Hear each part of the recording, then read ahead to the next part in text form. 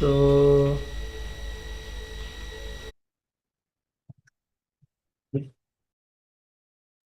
Halo Pak, halo.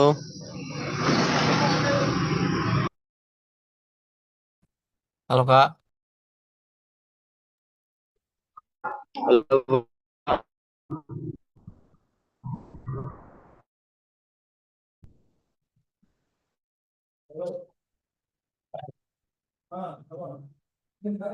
Selamat malam kawan-kawan.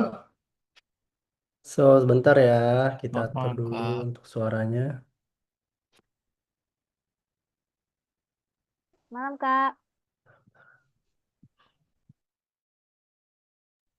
Malam Kak.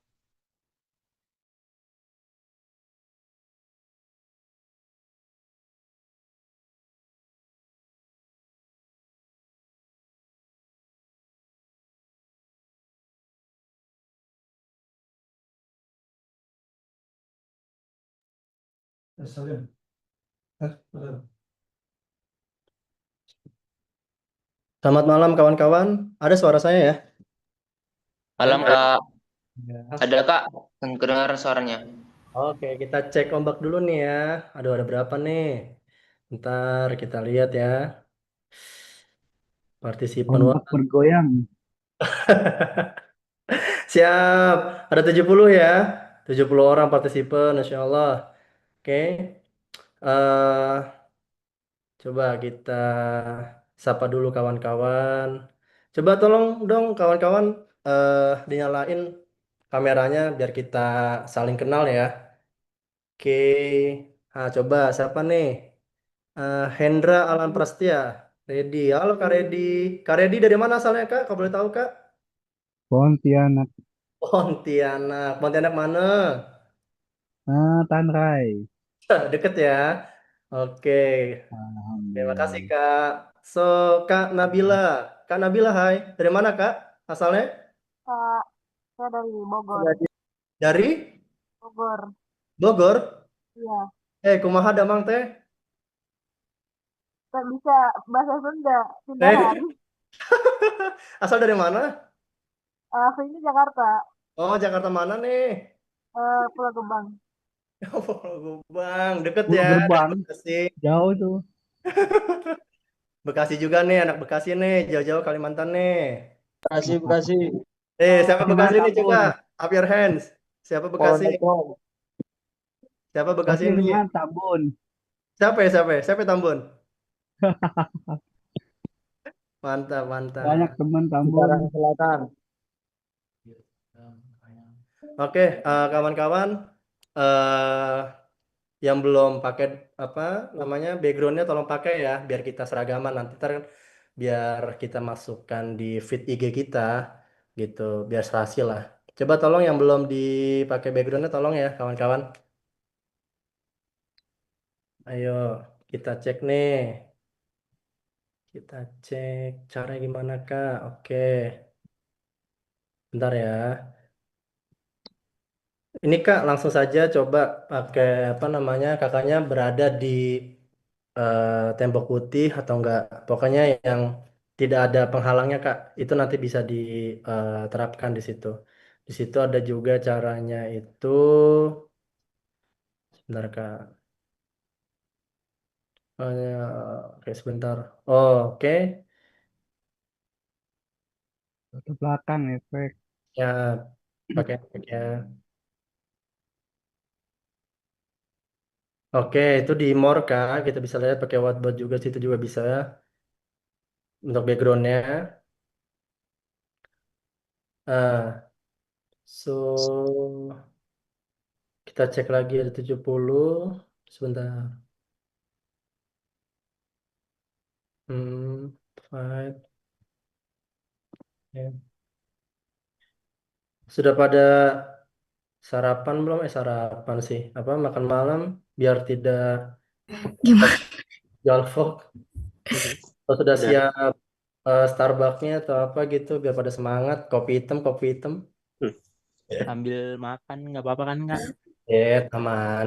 Yang penting apa yang disampaikan oleh narsum kita pada malam hari ini tersampaikan kepada kawan-kawan semua ya. Iya. Oke. Ini kalau boleh tahu pada fresh grade atau sudah lebih dari fresh grade nih, kalau boleh tahu. Fresh. Fresh. Fresh graduate ya, Terus Iya. gitu. Pak, lebih. lebih. Lebih. Itu tetap semangat gitu. Nah, maka nanti selama Zoom ini kita simak bareng-bareng. Tetap saya juga masih belajar ya, walaupun saya sudah bekerja juga, tetap saya masih ada apa namanya hal untuk belajar. Jadi stay tune, siapin perlengkapan perangnya seperti makanan, minuman dan sebagainya. Oke, eh, untuk mempersingkat waktu kita mulai saja ya. Baik, Kak. Oke.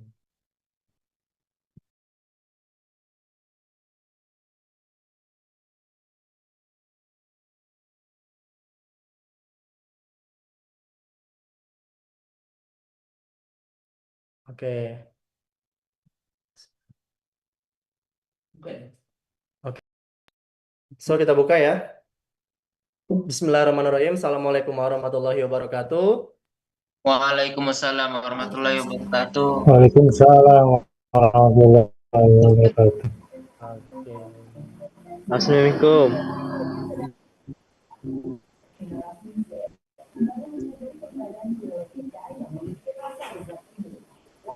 Selamat malam kawan-kawan. Alhamdulillah baik. Ini ada yang Oke. Jadi gini ya. Jadi ada beberapa tata tertib selama Zoom ini. Jadi pertama, pastikan nama kalian. Terus di sebelahnya itu kalian ketik di rename nama, sebelahnya tuh nama daerah kotanya seperti kayak Pradana Putra, strip Bekasi gitu. So, background selama sesi berlangsung, minta tolong di mute agar tidak mengganggu jalannya eh, diskusi kita lah ya. Terus kalau ada yang pertanyaan Ya. langsung kita ketik di kolom, jadi langsung raise up gitu. Terus alat tulis disiapkan, so biar relax, siapin kopinya, cemilan dan sebagainya. So kan just let's is enjoy. So jangan lupa kita punya Instagram adalah Zona Tumbuh. Jadi ya Zona Tumbuh. Jadi kita mempunyai Instagram Zona Tumbuh. Jangan lupa di follow ya. Pasti di follow back kok.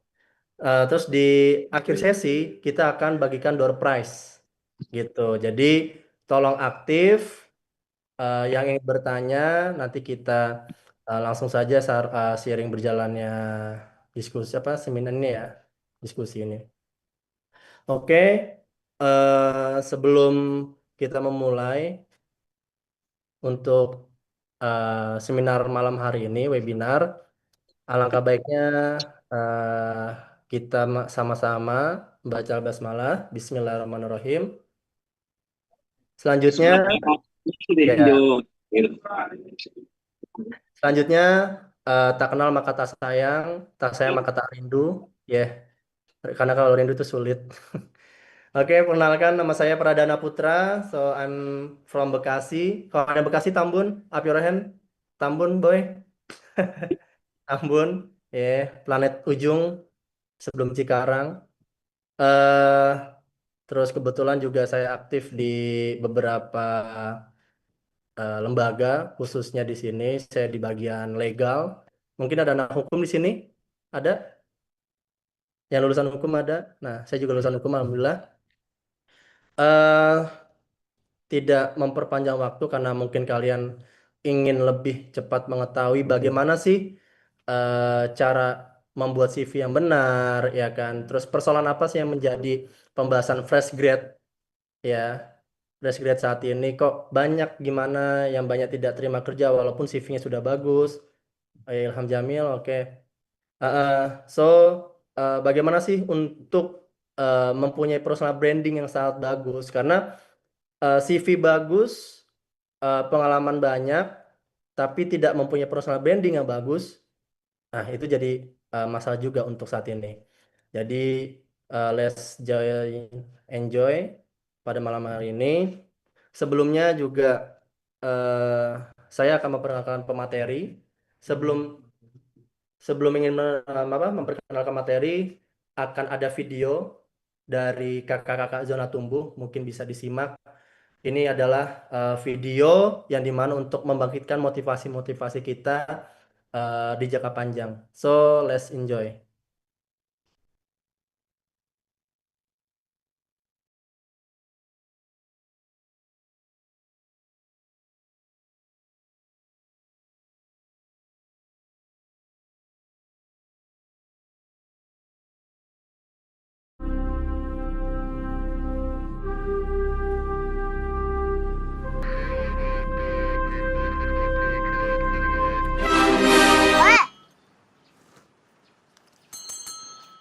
กินติมปะ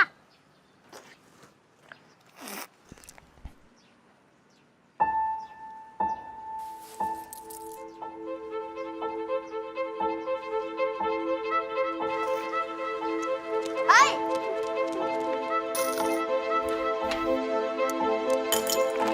ขอต้อนรับสู่รายการ ออมโลกผ่านดาวเสาร์จนค้นพบโลกใหม่ เด็กคนนี้มีแววอัจฉริยะผู้ที่จะคิดค้นโลก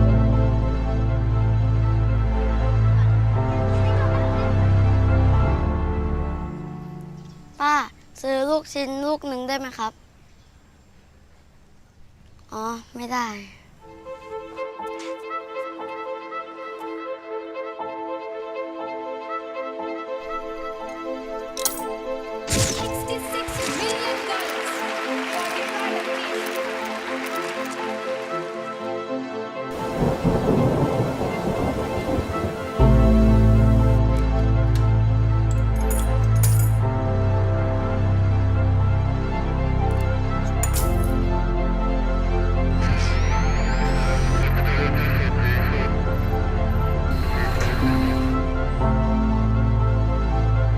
จะอิ่มเหรอ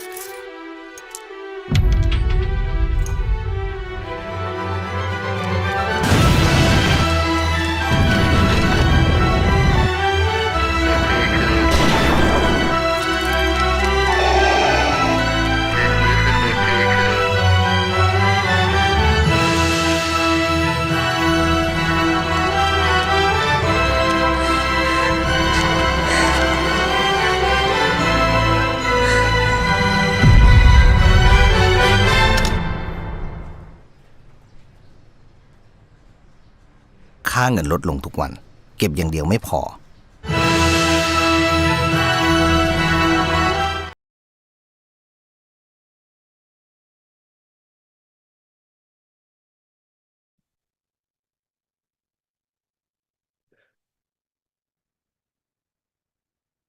Oke, bagaimana kawan-kawan? Menarik kah videonya? Oh, pasti sangat menarik lah ya. Coba saya ingin nanya sama teman-teman nih, apa sih insight dari video barusan? Coba ada yang ini nggak tadi menyimak terus akhirnya bisa menyimpulkan apa sih yang menjadi insight dari pembahasan tadi video itu apa? Coba ada yang ingin acungkan tangannya? Ada? Yang menjelaskan insight-nya apa sih tadi habis pembahasan video tersebut? Ada tuh ya, kayak seperti pertumbuhan, perkembangan. Ada nggak, kawan-kawan? Oh, apa nih? Menunda kesenangan demi meraih cita-cita, studi-studi, Masya Allah. So, ada nggak ya yang lagi coba selain apa nih, Kak Sudi, menunda kesenangan demi meraih semangat dalam menggapai cita-cita. Jangan terlalu berharap mati kecewa. Ini kayak lebih curhat ya. Jangan terlalu berharap nanti kecewa. So, meraih mimpi untuk masa depan. Iya, siap Mas Raffi. Selanjutnya ada lagi? Terakhir, Muhammad Diki. Oh, siapa nih? Banyak ya. Muhammad Diki Fayus. Berusaha dengan tujuan yang mau dituju meskipun orang lain meragukanmu. Oh iya. So, ketekunan dan konsistenan tersebut. Siap. Oke, terima kasih kawan-kawan yang sudah aktif ya pada insight video tersebut. Memang pada kesempatan malam ini temanya bertumbuh sesuai dengan eh, tema kita juga pada malam ini. Bagaimana sih kita bertumbuh untuk masa depan, menggapai cita-cita dan sebagainya. Oke, tidak berpanjang waktu, saya akan memperkenalkan pemateri kita. Ya, materi kita ialah Kak Nur Hidayati Eskom. Beliau sudah melalang buana ya dalam Hai Kak Nur. Coba sapa kawan-kawannya dulu Kak.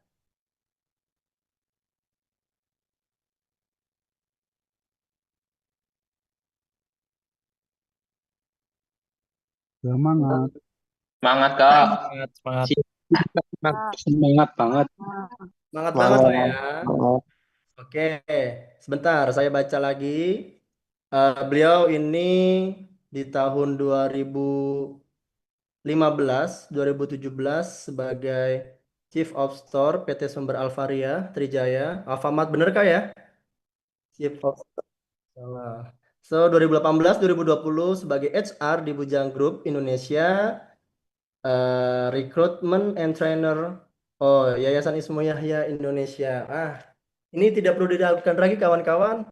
Jadi beliau ini telah menekuni sebagai HR kurang lebih 5 tahun, mungkin lebih ke arah 6 tahun untuk sekarang. Jadi, apa yang ditunggu? Jadi aktif dalam interaksi malam hari ini. Catat yang penting jangan dari saya jangan terlalu tegang lah ya. So ini kita biasa kayak sharing session saja. Jadi yang ingin bertanya langsung angkat tangannya ya. Jika pemateri mungkin sudah mengizinkan juga. Jangan lupa kita nanti di akhir session ada namanya door prize ya Kak Nur ya. Gitu, ada hadiahnya ya gitu. Jadi kita keberlanjutan untuk acara ini mungkin sudah bisa kita mulai ya Kak Nur ya dari pembahasan ini gitu. Jadi sedikit prolog tadi ada pembahasan di mana saat ini fresh grad ini sangat sulit untuk mencari pekerjaan. Dalam arti mereka sudah punya banyak pengalaman, tetapi di sini ada tetapinya nih. Tetapi apa sih yang kurang? Ya, pengalaman sudah. Nah, apa setelah pengalaman itu? Pasti ada namanya syarat administrasi seperti CV, ya kan? Setelah CV tidak juga lepas luput dari namanya personal branding. Nah, apa sih yang harus dipersiapkan ini personal brandingnya seperti apa dan bagaimana? Dan bentuknya seperti apa sih personal branding gitu? Mungkin akan dibahas oleh Kak Nur sebagai narsum kita yang mungkin sudah sangat excited untuk menjelaskan pembahasan pada malam hari ini. So teman-teman siapkan kopinya atau teh atau mungkin apa Starbucks kah atau apa ya. Pokoknya siapin snack-snacknya juga ya. Oke, mungkin Kak Nur sudah siap kah untuk Oke, menjelaskan? aman Oh, Bang Dana. aman lah ya. Iya. Oke, Kak. So, kawan-kawan, let's have and join. Halo, suara saya sudah terdengar jelas teman-teman? Dengar jelas, Kak. Kalau Kak, terdengar. Oke, jadi mantap. saya jadi saya langsung masuk aja ya ke sesi materi hari ini. Jadi judul untuk seminar kita hari ini yaitu Siap Kerja, Strategi Jitu Fresh Graduate Masuk Dunia Kerja. Nah, untuk hari ini seperti yang udah disampaikan sama Bang Dana tadi, jadi untuk hari ini saya bakalan banyak bahas mengenai gimana sih step-stepnya teman-teman yang baru lulus untuk memasuki dunia kerja. Seperti itu.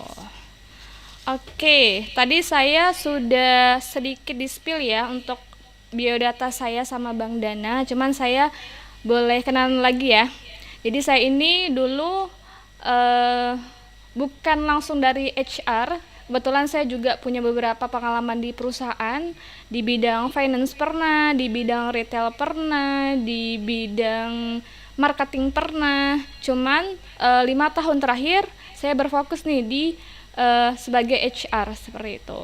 Nah, seperti yang udah jelasin tadi nih sama Bang Dana, saya pertama itu pernah di Alfamart, mungkin teman-teman kenalnya Alfamart ya, PT Sumber Alfamart Trijaya Tbk, itu selama kurang lebih 2,5 tahun. Terus saya pernah di HR Bujang Group itu selama kurang lebih 2 tahun juga. Nah, sekarang di Yayasan Ismia Indonesia, ini lembaga non-profit, itu kurang lebih hampir 3 tahun. Jadi kurang lebih saya udah di dunia HR itu 5 tahun, tapi di dunia lain itu sudah beberapa tahun, seperti itu. Nah, selain di Ismia Yahya maupun Bujang Group, saya juga pernah sebagai tim HR di, mungkin teman-teman kalau tahu ada Kariminang, terus ada 5 Senti, terus ada Atin Hijab, terus ada banyak lah. Itu mungkin teman-teman yang sedikit familiar ya, tahu beberapa namanya, seperti itu. Oke, jadi kita lanjut masuk ke materi. Ini layar slide saya udah kelihatan teman-teman? Udah Kak. Oke, kita masuk ke fakta dunia kerja yang pertama, yaitu tingkat pengangguran terbuka lulusan perguruan tinggi itu sebanyak 6,19%. Ini menurut data BPS Agustus 2024. Ini data yang terbaru ya yang saya ambil ya, data di tahun lalu. Terus yang kedua, 85% perusahaan menyebutkan soft skill lebih penting dari IPK. Ini data dari LinkedIn Workplace Learning Report tahun 2023. Dan selanjutnya, rata-rata butuh 6 bulan bagi fresh graduate untuk dapat kerja pertama. Ini menurut data Jobstreet tahun 2023.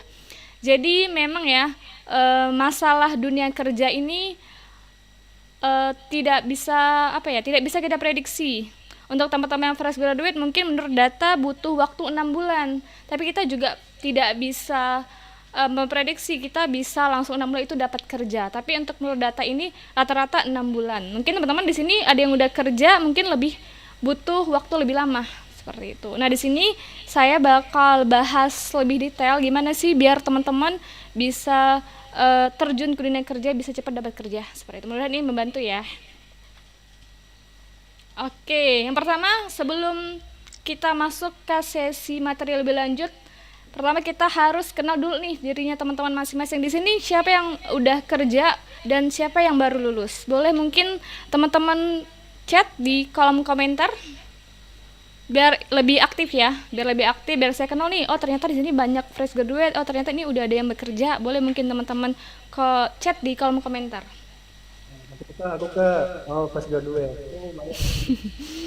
Oke, mungkin boleh teman-teman chat di kolom chat siapa nih yang fresh graduate, siapa yang udah kerja.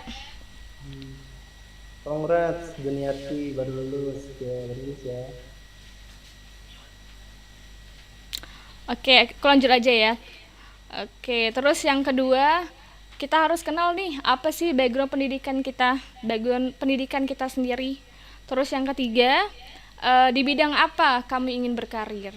Mungkin kalau di awal-awal waktu aku juga dulu ya, waktu dulu baru lulus, mungkin kita bingung nih pengen berkarir di bidang apa. Tapi kita balik lagi tuh yang poin kedua, kira-kira background pendidikan kita apa, terus di background pendidikan kita itu apa skill yang kita kuasai. Barulah kita bisa menuju di poin 3 seperti itu.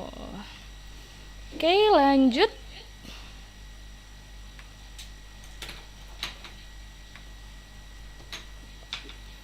Oke, kita ke step yang pertama. Jadi sebelum kita menuju di tahap interview, kita harus punya mimpi nih teman-teman. Jadi teman-teman tadi udah ya, tadi yang di awal itu kan kami ada putar video. Jadi kalau teman-teman tuh punya mimpi, punya goals dalam hidupnya, pasti akan berusaha, pasti akan ada yang dikorbankan. Seperti tadi dalam video kan, itu si anak kecil dia pengen beli stetoskop, terus dia berusaha tuh untuk nabung. Jadi dia ngorbanin enggak makan enak, enggak beli mainan, dia ngorbanin tuh uang jajannya untuk ditabung untuk beli stetoskop seperti itu. Jadi setiap mimpi kita itu pasti akan ada yang kita korbanin. Seperti teman-teman malam ini nih udah ngorbanin waktunya buat belajar sama-sama di sini, dan mudah-mudahan ikhtiarnya teman-teman ini nanti berbuah baik seperti itu. Oke, lanjut. Oke, nah kita masuk ke tahap persiapan ya. Jadi apa sih yang teman-teman mesti siapin sebelum melamar kerja? Nah, sebenarnya ini agak unik ya. Aku sebenarnya dapat beberapa pengalaman saat beberapa orang mau ngelamar kerja, terus di saat itu aku minta CV-nya. Nah, masih banyak nih yang belum tahu CV itu apa, terus masih banyak belum tahu apa aja sih yang perlu dipersiapkan seperti itu. Kita sebagai HR itu kan nggak bisa ya membaca masing-masing kandidat itu dari fotonya atau dari fisiknya, makanya kita butuh CV. Nah, kebanyakan nih mungkin teman-teman di sini salah satunya atau udah tahu ya, mungkin, tapi ini pengalaman aku yang pernah aku jalani sebagai HR. Rata-rata untuk fresh graduate itu bahkan CV aja mereka nggak tahu. Dan lucunya mereka ini bertanya ke aku, CV itu apakah KTP seperti itu. Itu beneran kejadian loh teman-teman sama aku nggak ngarang cerita ini, tapi bener-bener itu kejadian. Jadi mungkin saat ini dunia digital itu udah sangat-sangat berkembang ya teman-teman, kan bisa nih cari CV itu apa seperti itu. Jadi kalau teman-teman malah nanyanya CV itu apakah, itu udah udah membuat nilai jual teman-teman itu menurun loh. Jadi teman-teman mau ngelamar kerja tapi nggak cari tahu dulu nih apa aja yang dipersiapkan. Nah, di sini mungkin bagi yang belum tahu, yang pertama itu yang harus disiapin itu yaitu CV. Jadi CV itu seperti nilai jual teman-teman. Jadi di CV itu akan ditampilin yang pertama ada kontaknya teman-teman, terus kedua itu ada backgroundnya teman-teman seperti apa, terus ada pengalamannya. Pengalaman itu nggak harus pengalaman kerja ya, bisa pengalaman magang. Biasanya tuh agak lucu ya pertanyaan, biasanya kayak gini nih, aku tanya sama kandidat, kamu udah punya pengalaman apa?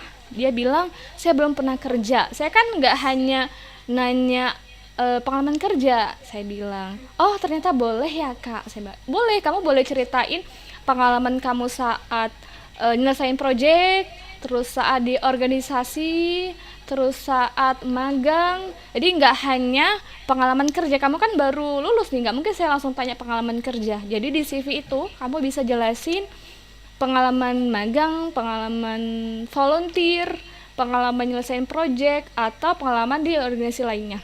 Jadi itu bisa jadi nilai jual kamu seperti itu.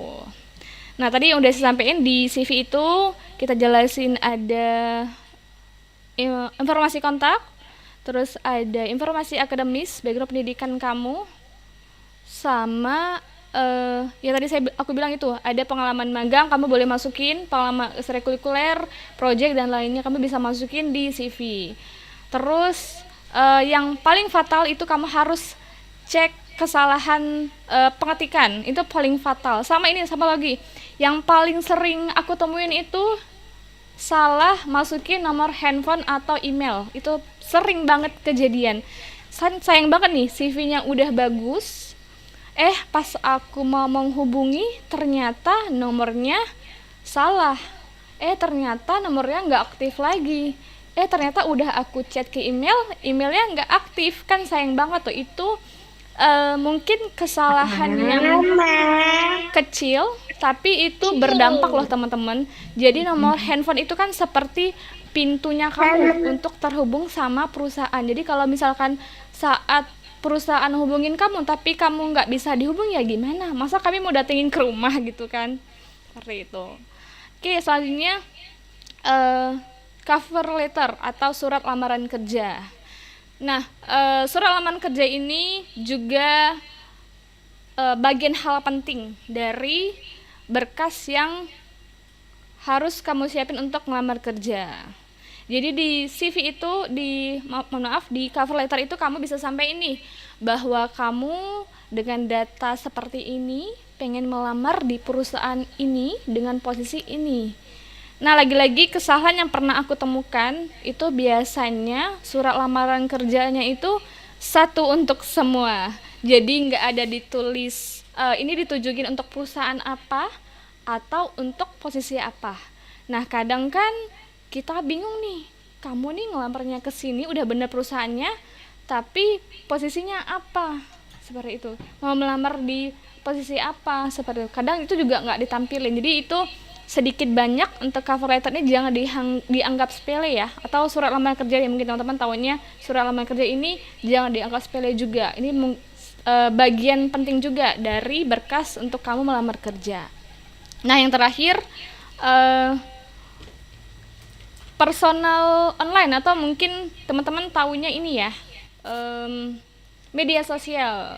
Nah, mungkin teman-teman udah tahu juga ya. Jadi untuk di zaman sekarang yang serba canggih ini, biasanya itu rata-rata untuk perusahaan itu ngecek nih dari media sosial si pelamar. Jadi biasanya itu kita bisa baca nih sedikit banyak karakter dari kandidat itu dari media sosialnya, mungkin, tapi ya nggak 100% ya, tapi sedikit banyak itu kita bisa baca, oh ternyata dia ini orangnya mungkin ditampilin di media sosialnya sering ikut kegiatan-kegiatan, oh ternyata dia ini orangnya cepat berbaur nih, orangnya bisa kerja sama-sama tim.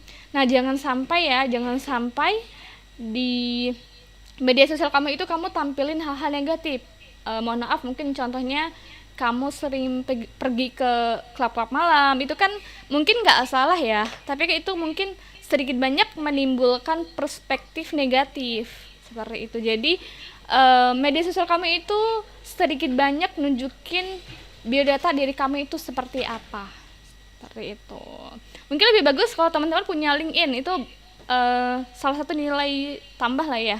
Kalau kamu bisa buat akun LinkedIn kamu menjadi personal brand yang bagus, itu nilai tambah. Cuman biasanya rata-rata emang perusahaan itu ngeceknya di media sosial kamu seperti itu. Makanya biasanya ada juga perusahaan yang minta data dari media sosial kamu seperti itu.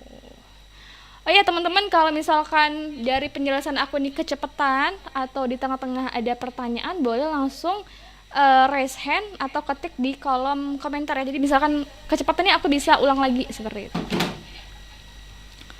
Oke, aku lanjut di materi selanjutnya. Nah, ini tadi yang udah aku sebutin di awal, apa sih masalah-masalah yang pernah terjadi atau sering aku temuin di CV. Yang pertama itu tadi yang udah aku sebutin di awal, salah informasi personal. Jadi biasanya paling sering itu nomor handphonenya salah, atau emailnya udah bener tapi nggak aktif emailnya. Terus yang kedua, skill tidak relevan. Jadi biasanya gini nih, kamu ngelamarnya sebagai tim konten, tapi di CV kamu nggak ada nih nunjukin kamu pernah berpengalaman sebagai tim konten atau bisa buat konten. Jadi nggak harus pengalaman, teman-teman. Sekali lagi aku teganin, misalkan kamu nih melamar sebagai tim konten atau di multimedia atau content creator deh gitu. Kamu nggak harus punya pengalaman di content creator atau sebagai tim multimedia di perusahaan. Bisa aja kamu masukin CV kamu, di portofolio kamu di CV itu. Jadi kamu tampil, oh ternyata saya menguasai skill ini nih. Jadi skill creator itu kan biasanya bisa edit video atau pernah handle media sosial, itu kamu bisa masukin di situ seperti itu. Terus yang ketiga, kamu harus aware sama ATS atau CV ATS itu. Jadi kita nggak butuh, sebagai HR itu kita nggak butuh CV yang desainnya bagus, desainnya warna-warni, tapi kita butuh CV yang bisa menampilkan nilai value dari diri kamu. Jadi kamu nggak perlu nih desain CV yang heboh, terus warna-warni. Mungkin kalau kamu ngelamarnya tim desain atau tim konten, oke ya, karena kita lihat kreativitas kamu. Tapi kalau kamu misalkan ngelamarnya kayak di tim admin atau di tim CS, itu yang kami perlukan itu value-nya. Jadi kamu apa sih yang kamu bisa, seperti itu. Terus yang keempat, balik lagi yang sering aku tekankan, tipe kamu harus double check yang mana masih salah-salah ejaan, masih salah nomor handphone, salah titik, salah koma, itu kamu harus benar-benar aware sama ini.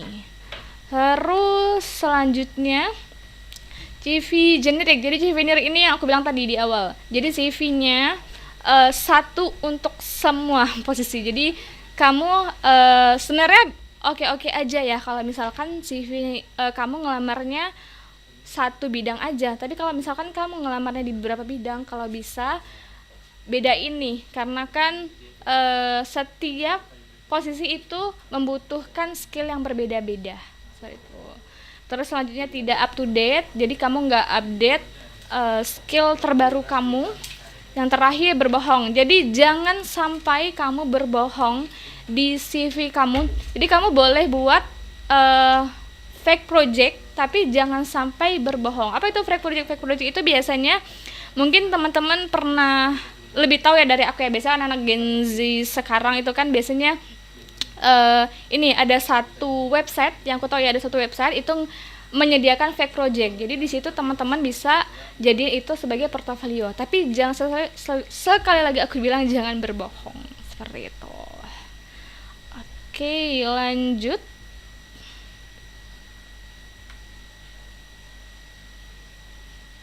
Oke, ini beberapa tips. Oh, yang mana ya? Yang ini, Bang. Oh ya, ini. Oke, ini beberapa tips dari aku ya untuk menambah personal value dari teman-teman atau nilai jualnya teman-teman. Jadi yang pertama itu teman-teman boleh mungkin teman-teman berpikirnya kayak gini ya, gimana mau dapat kerja kalau di lowongan itu dicantumin berpengalaman 5 menit pengalaman. Jadi pengalaman itu teman-teman nggak harus pengalaman di dunia kerja, bisa aja pengalaman di magang, pengalaman di organisasi, pengalaman freelance, nyelesain project. Jadi nggak harus pengalaman kerja. Jadi yang pertama, kalau teman-teman bisa nambah personal value-nya, yang pertama cari internship atau magang. Nah, biasanya kan sudah banyak perusahaan sekarang yang membuka peluang magang.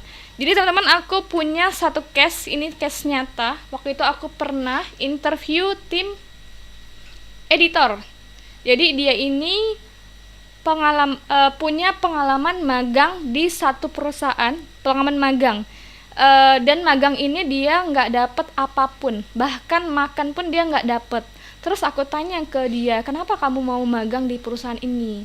Ternyata dia bilang, saya pengen cari ilmunya, saya pengen cari pengalamannya. Jadi teman-teman, di magang itu jangan hanya ngejar angkanya. Maksudnya biasanya teman-teman biar ada ini nih di CV, biar ada tertulis pengalaman. Jadi teman-teman kejar ilmunya. Jadi itu berdasar pengalaman magang dia, itulah aku terima dia kemarin. Jadi dia itu kemarin 1 tahun atau 2 tahun kalau nggak salah. Kemarin 1 atau 2 tahun beliau itu magang di suatu perusahaan tanpa dibayar apapun, makan bensin tanpa dibayar apapun. Jadi dia pure magang, ngerjain berbagai project, dan dia terbukti loh, dia nguasain bidang yang dia pengen ngelamar di suatu perusahaan.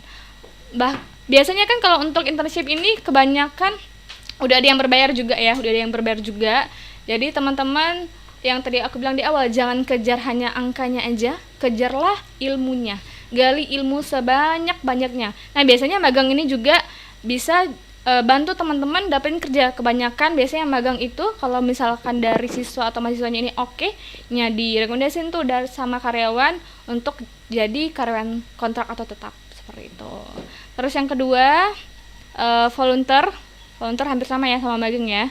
Terus yang ketiga, dari pengalaman kamu internship maupun volunteer itu kamu bisa bangun networking. Nah, aku punya pengalaman pengalaman real nyata dari pengalaman aku. Waktu aku sebagai HR Bujang Group itu aku ke sana tanpa melamar. Jadi aku kerja di situ tanpa masukin CV, tanpa tahu apa pekerjaan aku. Jadi itulah gunanya networking. Jadi sebelumnya aku emang kenal sama bosnya. Kenal gara-gara kemarin aku sempat ngerjain projectnya mereka. Itu pas aku ketemu sama teman aku ke sana. Niatnya sih ketemu sama teman aku. Nah, aku curhat nih sama teman aku. Aku lagi pengen pindah kerjaan nih. Nah, teman aku bilang, "Nih di sini lagi nyari ini nih." Pas kebetulan bosnya lewat. Nur katanya. Ngapain kata dia kan? Ini Pak lagi ketemuan sama Uli. Aku bilang kan teman aku. Nur lagi cari kerja nih Pak, kata teman aku. Ya udah langsung aja interviewnya. Itu apa ya? Networking itu seberpengaruh itu. Jadi aku di hari itu tanpa persiapan prepare apapun, itu udah mau malam, tanpa CV, tanpa surat lamaran, hari itu aku interview, besoknya langsung keterima kerja. Kayak emang seberpengaruh itu si networking seperti itu. Itu cerita real aku ya, bukan cerita real orang lain. Seperti itu. Terus yang keempat, bangun portofolio. Jadi portofolio ini nggak hanya untuk posisi seperti tim desain atau tim konten. Jadi biasanya kan untuk portofolio ini biasanya yang ditampilin itu rata-rata yang diminta perusahaan itu emang tim konten maupun tim desain. Nah, teman-teman yang di admin juga bisa nih, atau sebagai data analis bisa juga nih tampilin portofolionya. Apa itu portofolio? Portofolionya bisa nih misalkan project-project yang udah dikerjain, terus apa aja skillnya teman-teman. Jadi itu bisa teman-teman jadiin di satu halaman sebagai portofolionya teman-teman. Jadi portofolio ini hasil nyata apa aja yang teman-teman kuasai, apa aja yang udah teman-teman kerjakan, seperti itu. Terus yang kelima, maksimalisin fasilitas yang udah ada saat ini. Jadi saat ini udah ada banyak ya online course, seminar, e-book, sharing session dan lain-lainnya. Jadi salah satunya mungkin di sini di Zona Tumbuh kami nyediain online course, online seminar. Ini salah satu bukti bahwa teman-teman pengen upgrade skill dirinya, seperti itu. Jadi jangan pernah berhenti belajar, jangan pernah berhenti untuk mengembangin dirinya, jangan pernah berhenti bertumbuh. Karena untuk di zaman sekarang ini udah banyak informasi yang tersebar, sangat-sangat mudah teman-teman untuk dapatinnya. Jangan yang penting teman-teman jangan malas aja, jangan berhenti. Kalau misalkan udah dapat ilmu ini, jangan berhenti. Jadi teman-teman harus maksimalin, gali terus apa sih yang kurangnya saya ini. Jadi saya ini pengen belajar ini, gali terus sampai teman-teman jadi profesional, sampai teman-teman jadi mahir. Jangan pernah berhenti belajar, seperti itu. Oke, kita lanjut ke sesi atau step selanjutnya. Yang kedua yaitu persiapan. Jadi setelah teman-teman tadi nyiapin CV, nyiapin surat lamaran kerja. Nah, itu teman-teman mungkin kalau udah nyiapinnya maksimal, itu teman-teman pasti insya Allah dipanggil ke tahap interview. Nah, di tahap interview ini apa sih yang perlu dipersiapkan? Oke, jadi yang pertama, sebentar.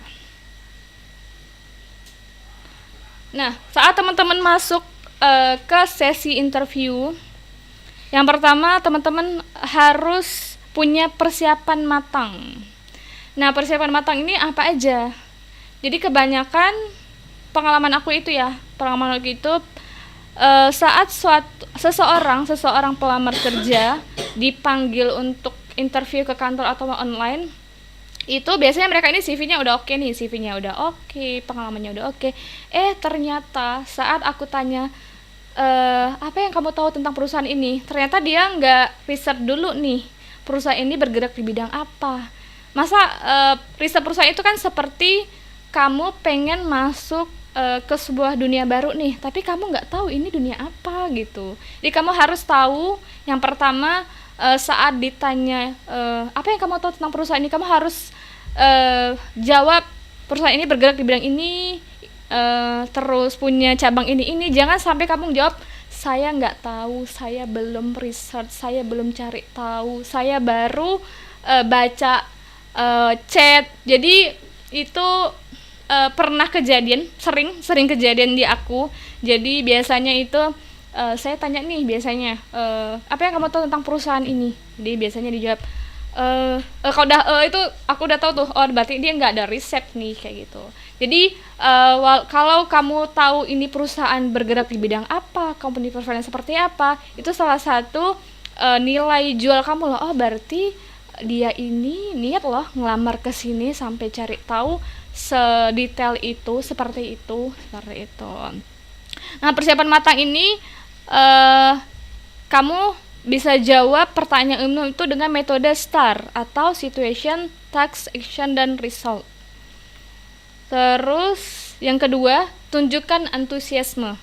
Saat kamu interview, kalau bisa kamu juga atur gestur kamu, mata kamu, bahwa kamu ini niat loh. Jangan sampai kamu gini nih, kelihatan nggak sih di kamera aku kayak gini? Oh nih, gini. Itu pernah kejadian loh ke aku. Kalau kalian, aku kayak gini, enak nggak ngelihatnya? Nggak enak kan? Masa kamu ngobrol sama orang tapi kamu kayak gini nih? Kelihatan nggak di kamera? Kelihatan ya? Nggak enak kan? Kalau bisa posisikan diri kamu itu benar-benar terbuka, benar-benar pengen ngobrol sama perusahaan dan kamu niat nih untuk masuk ke dunia ini. Jadi usahakan kamu kalau ngomong itu tatap mata pembicara. Kalau misalkan kamu nggak pengen natap mata pembicaranya atau malu ya, kamu tatap ke bagian sini nih, ke bagian tengah. Itu seolah kalau kamu natap di bagian tengah, itu seolah kamu ngelihat mata dari pembicaranya. Jadi saat kamu bicara, terus kamu tatap mata atau di sini ya. Kalau teman-teman misalkan nggak mau tatap mata, ini susah, tatap aja di sini nih. Tatap aja di sini. Itu seolah kamu niat nih. Kamu bisa nyampe, oh saya niat nih ngelamar ke sini, seperti itu. Terus bahasa tubuhnya perhatiin juga, jangan sampai kamu nyilangin tangannya di sini atau nyilangin kaki. Biasanya itu udah apa ya, nunjukin atau goyang-goyang kaki. Kalau bisa ditahan dulu ya kakinya. Biasanya ada emang beberapa orang yang biasanya nervous terus goyang-goyang kaki atau goyang-goyang main rambut. Kalau bisa posisinya tangannya santai di atas paha, kakinya terbuka, santai-santai aja ngobrolnya. Kamu juga bakal relax tuh kalau posisinya kayak gitu. Kalau kayak gini, ini orang mau ngelamar atau mau nantangin nih? Ya kan posisinya. Kalau aku kayak gini, kamu mau nantangin aku apa mau ngobrol nih kayak gitu. Oke, terus yang selanjutnya, ajuin pertanyaan. Mengajukan pertanyaan saat sesi interview ini juga nunjukin sekali lagi ketertarikan kamu kepada perusahaan. Jadi kamu bisa tanya culture-nya atau budayanya, atau job desk-nya, atau hari-hari di sini perusahaan seperti apa. Kamu bisa tanya apa aja. Jadi itu nunjukin kamu tertarik nih, niat nih melamar atau pengen masuk bergabung menjadi karyawan perusahaan ini. Terus yang terakhir, follow up. Jangan lupa kirim ucapan terima kasih sebagai tanda profesionalisme kamu. Jadi kalau misalkan udah selesai interview nih, udah pulang, kamu bisa chat sama perusahaannya, atau kamu juga bisa minta feedback. Kalau misalkan ternyata aku ya, biasanya kita feeling ya, kita bisa feeling, oh ternyata kayaknya aku kurang nih tadi saat interview, oh kayaknya, apalagi misalkan interview rame-rame, kita feeling, oh kayaknya aku nggak cocok nih. Kamu bisa ucapin terima kasih, terus minta mohon maaf Bapak Ibu, saya boleh nggak minta feedback hasil saya tadi kalau memang tidak diterima. Itu nggak apa-apa, nggak masalah, tapi jangan spam chat. Kalau misalkan belum dibalas, itu belum tentu perusahaan nggak mau balas chat kamu, bisa aja kita lagi sibuk nih. Jadi jangan pikir kita sebagai HR itu kerjaannya mantengin handphone atau ngecek kandidat, kita punya banyak kerjaan lainnya. Jadi tapi biasanya nih ya, perusahaan itu udah ngasih kode tuh saat interview. Biasanya kayak gini, kamu tunggu aja, misalkan oke, terima kasih sudah hadir di interview hari ini. Untuk informasi selanjutnya akan diinformasikan maksimal 1 minggu ke depan. Itu udah kode sih biasanya. Udah kode antara kamu 50-50 ini diterima atau enggak. Kamu tunggu aja. Di 1 minggu itu akan ada informasi atau enggak. Kalau misalkan enggak ada, fix kamu 90% tidak keterima. Kenapa tidak keterima? 10%-nya itu biasanya kemungkinan. Biasanya setelah tahap pertama itu, kamu akan diarahin sama interview sama user. 10%-nya itu biasanya tergantung waktu usernya. Biasanya usernya entah butuh waktu keputusan lebih lama, entah dia keluar negeri atau keluar kota, biasanya 10% itu. Nah biasanya kalau dari aku sih, aku bakalan informasiin ke kandidat nih, oh mohon maaf kami butuh waktu lebih lama untuk pengambilan keputusan, bisa tunggu 1 sampai 2 minggu ke depan lagi. Itu biasanya kalau aku nih, kalau kandidat itu emang diterima. Cuman kalau misalkan dalam 1 minggu itu kamu nggak ada panggilan apapun, ya bisa, ya udah kamu nyerah aja sih, kamu boleh minta feedback ke perusahaan, apa hasil interview, apa yang kurang. Nah dari feedback itu kamu bisa jadiin bahan evaluasi diri kamu, seperti itu. Oke, lanjut. Oke, yang udah aku jelasin ini ada yang ingin ditanyain nggak dari teman-teman? Atau bingung nih? Oke Kak, di sini ada beberapa pertanyaan. Oh, dari siapa ya? Tadi kita lihat dari Kadila dulu kali ya. Mungkin Kadila bisa, Kadila bisa bertanya. Mungkin Kak Kadila Usma dari Unisya. Halo Kak, apakah suaranya sudah jelas terdengar? Jelas, Oke, jelas Kak Dila. Kiri. Baik, sebelumnya terima kasih banyak atas kesempatan yang diberikan kepada saya. Nama saya Tridila Usma, asal saya dari Aceh, dari Universitas Syahkuala. Saya mengucapkan terima kasih banyak untuk Kak Nur Hidayati selaku narasumber atas penyampaian materinya yang sangat insightful, banyak banget ilmu-ilmu dan wawasan baru yang telah Kakak sampaikan dan sangat berguna teredukasi bagi kami semua, khususnya generasi muda. Baik Kak, di sini izinkan saya mau menanyakan ada beberapa pertanyaan terkait materi yang telah disampaikan. Yang pertama itu, bagaimana cara efektif bagi kami sebagai generasi muda atau generasi milenial saat ini dapat menjadi agent of change untuk mengubah mindset negatif, seperti anak-anak muda sekarang itu banyak banget ngerasa insecure, terus introvert dan putus asa dalam pengembangan karirnya ke depan di dalam dunia kerja. Apalagi di tengah persaingan ketat ya Kak. Terus yang kedua, apa saja aspek-aspek atau faktor baik dari internal maupun eksternal yang perlu sekali diperhatikan dan juga dikembangkan lebih mendalam untuk bagi generasi milenial untuk mengembangkan skill potensi dunia internship sehingga semakin berkembang ke depannya.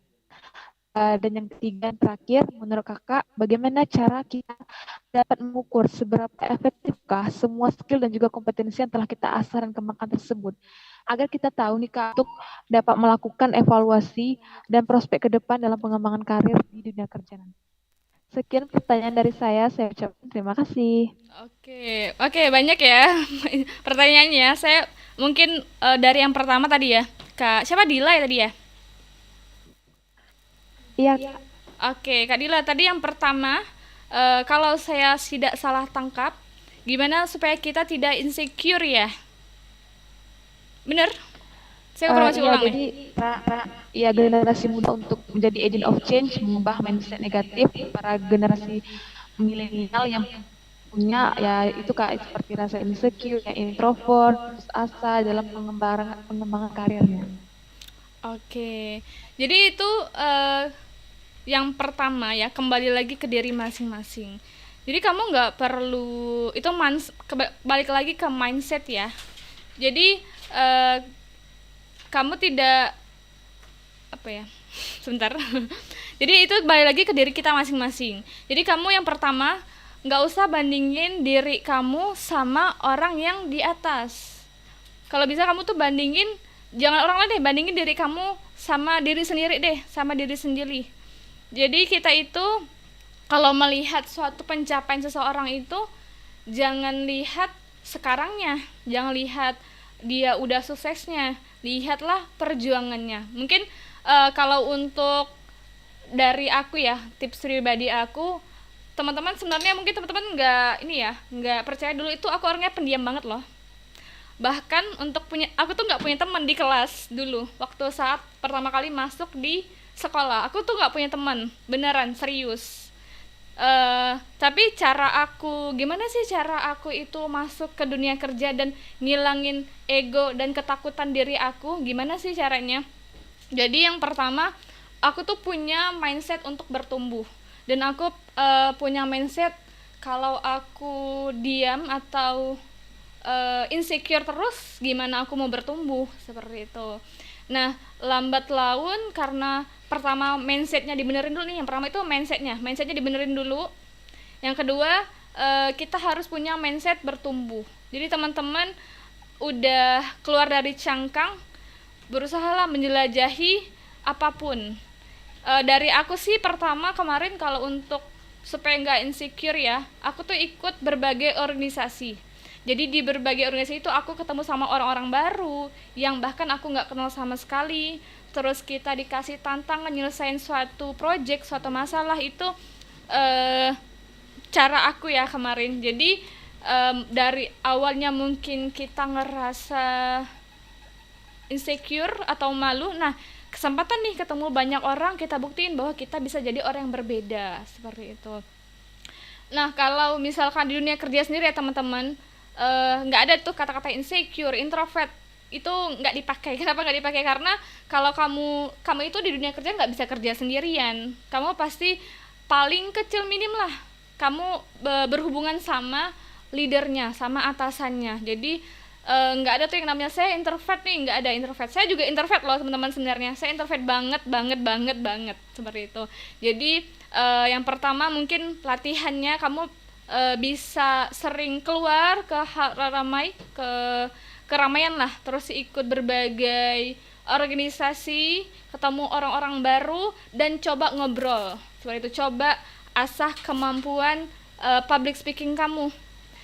Mungkin itu awalnya aku tuh bahkan dulu itu sempat ikut gimana sih cara deketin orang baru. Aku sempat cari-cari itu loh, belajar loh, bahkan seserius itu aku mengubah diri aku dari yang dulu sangat-sangat tertutup, sangat-sangat pemalu, bisa ngobrol nih sama orang baru, sama orang banyak. Jadi yang pertama benerin mindsetnya bahwa kita itu harus bertumbuh. Yang kedua kamu coba aktivitas-aktivitas di luar, ketemu orang banyak, ketemu lingkungan baru, itu kamu harus coba seperti itu. Terus pertanyaan kedua, udah dapat jawabannya Kak Dila?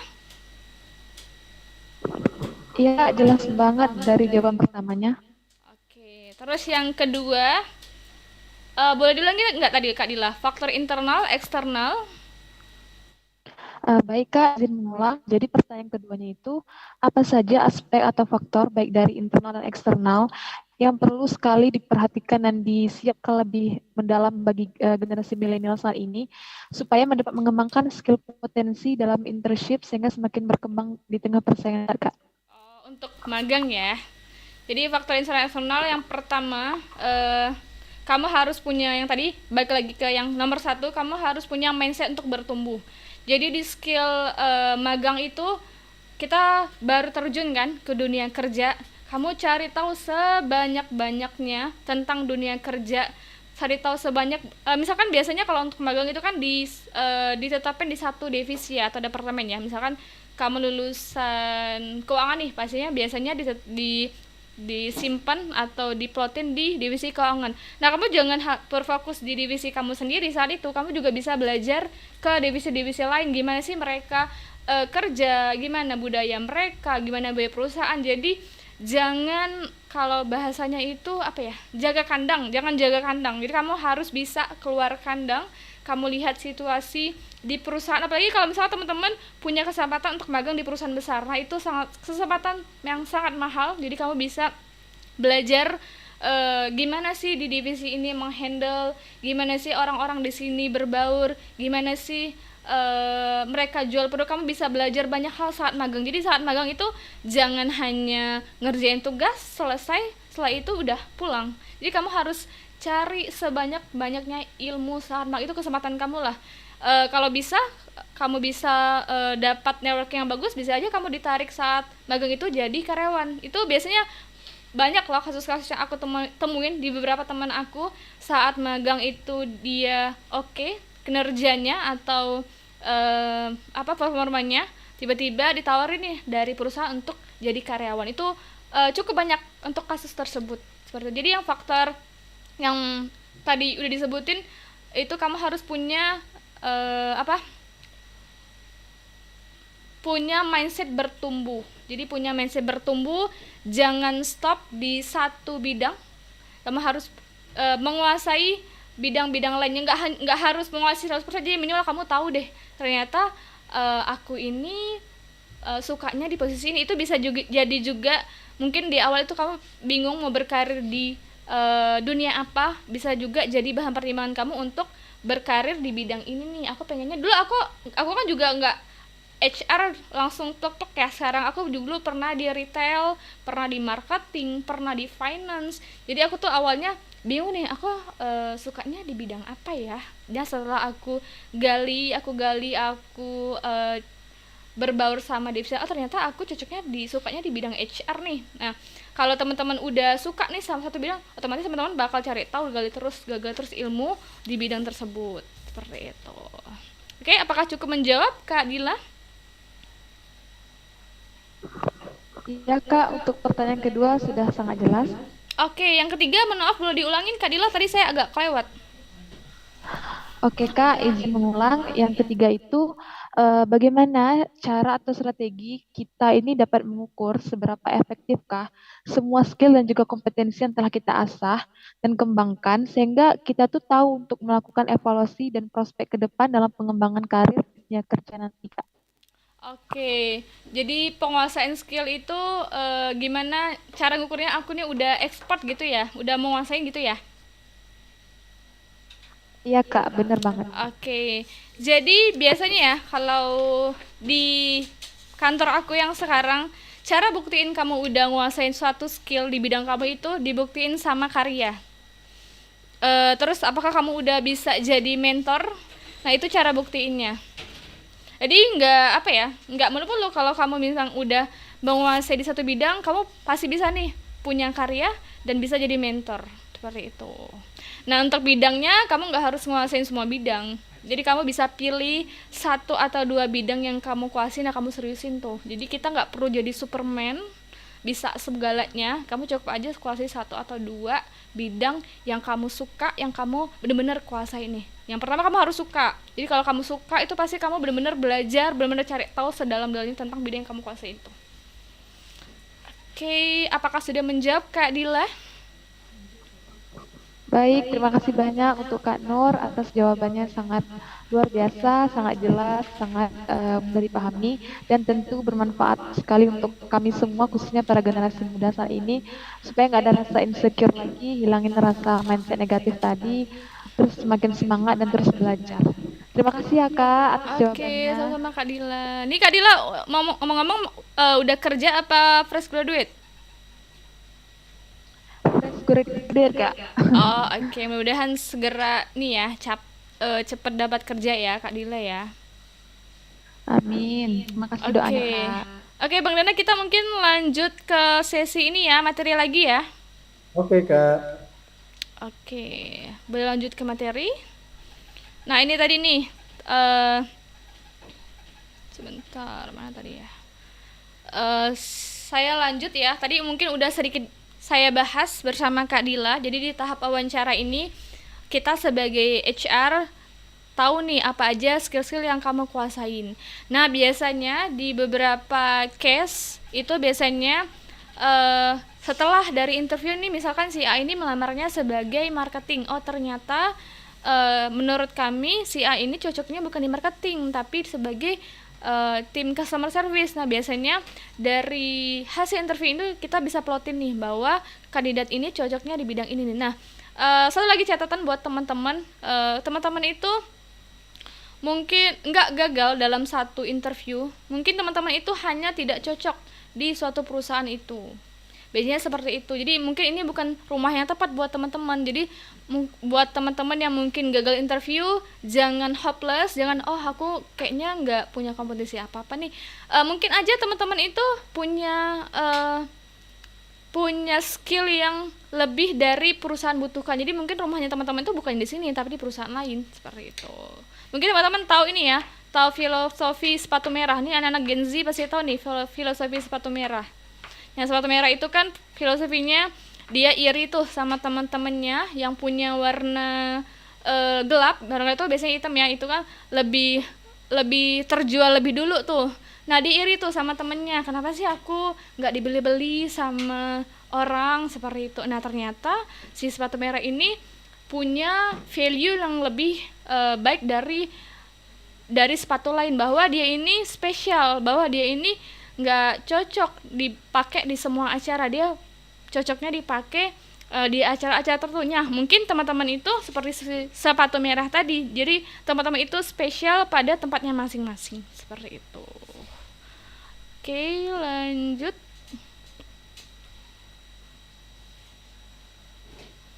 Nah, biasanya di tahap interview itu tadi aku udah singgung sedikit ya. Kita biasanya di HR itu kita pakai namanya istilahnya behavioral event interview.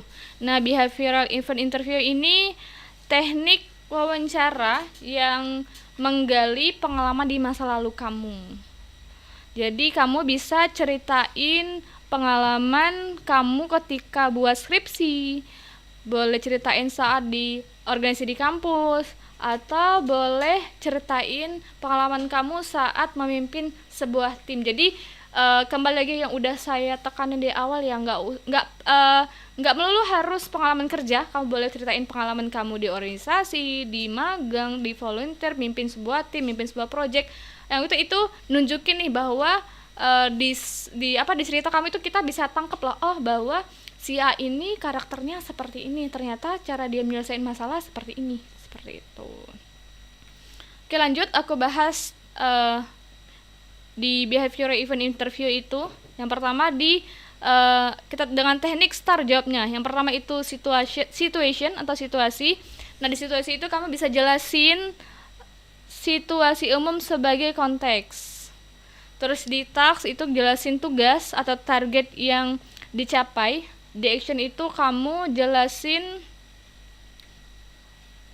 hal-hal yang kamu lakukan untuk mencapainya.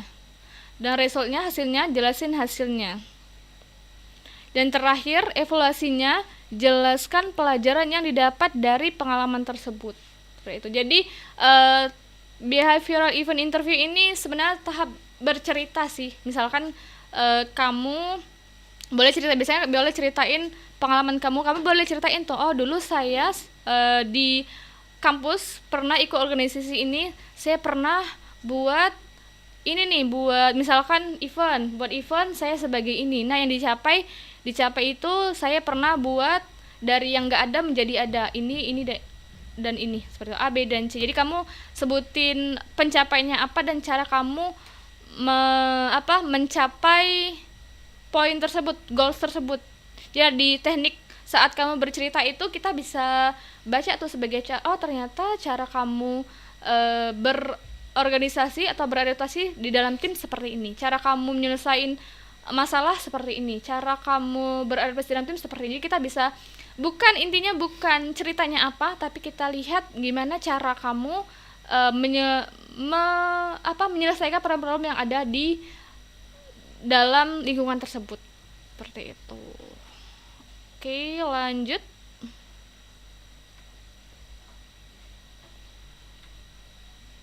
Nah, wawancara ini kamu harus punya kompetisinya.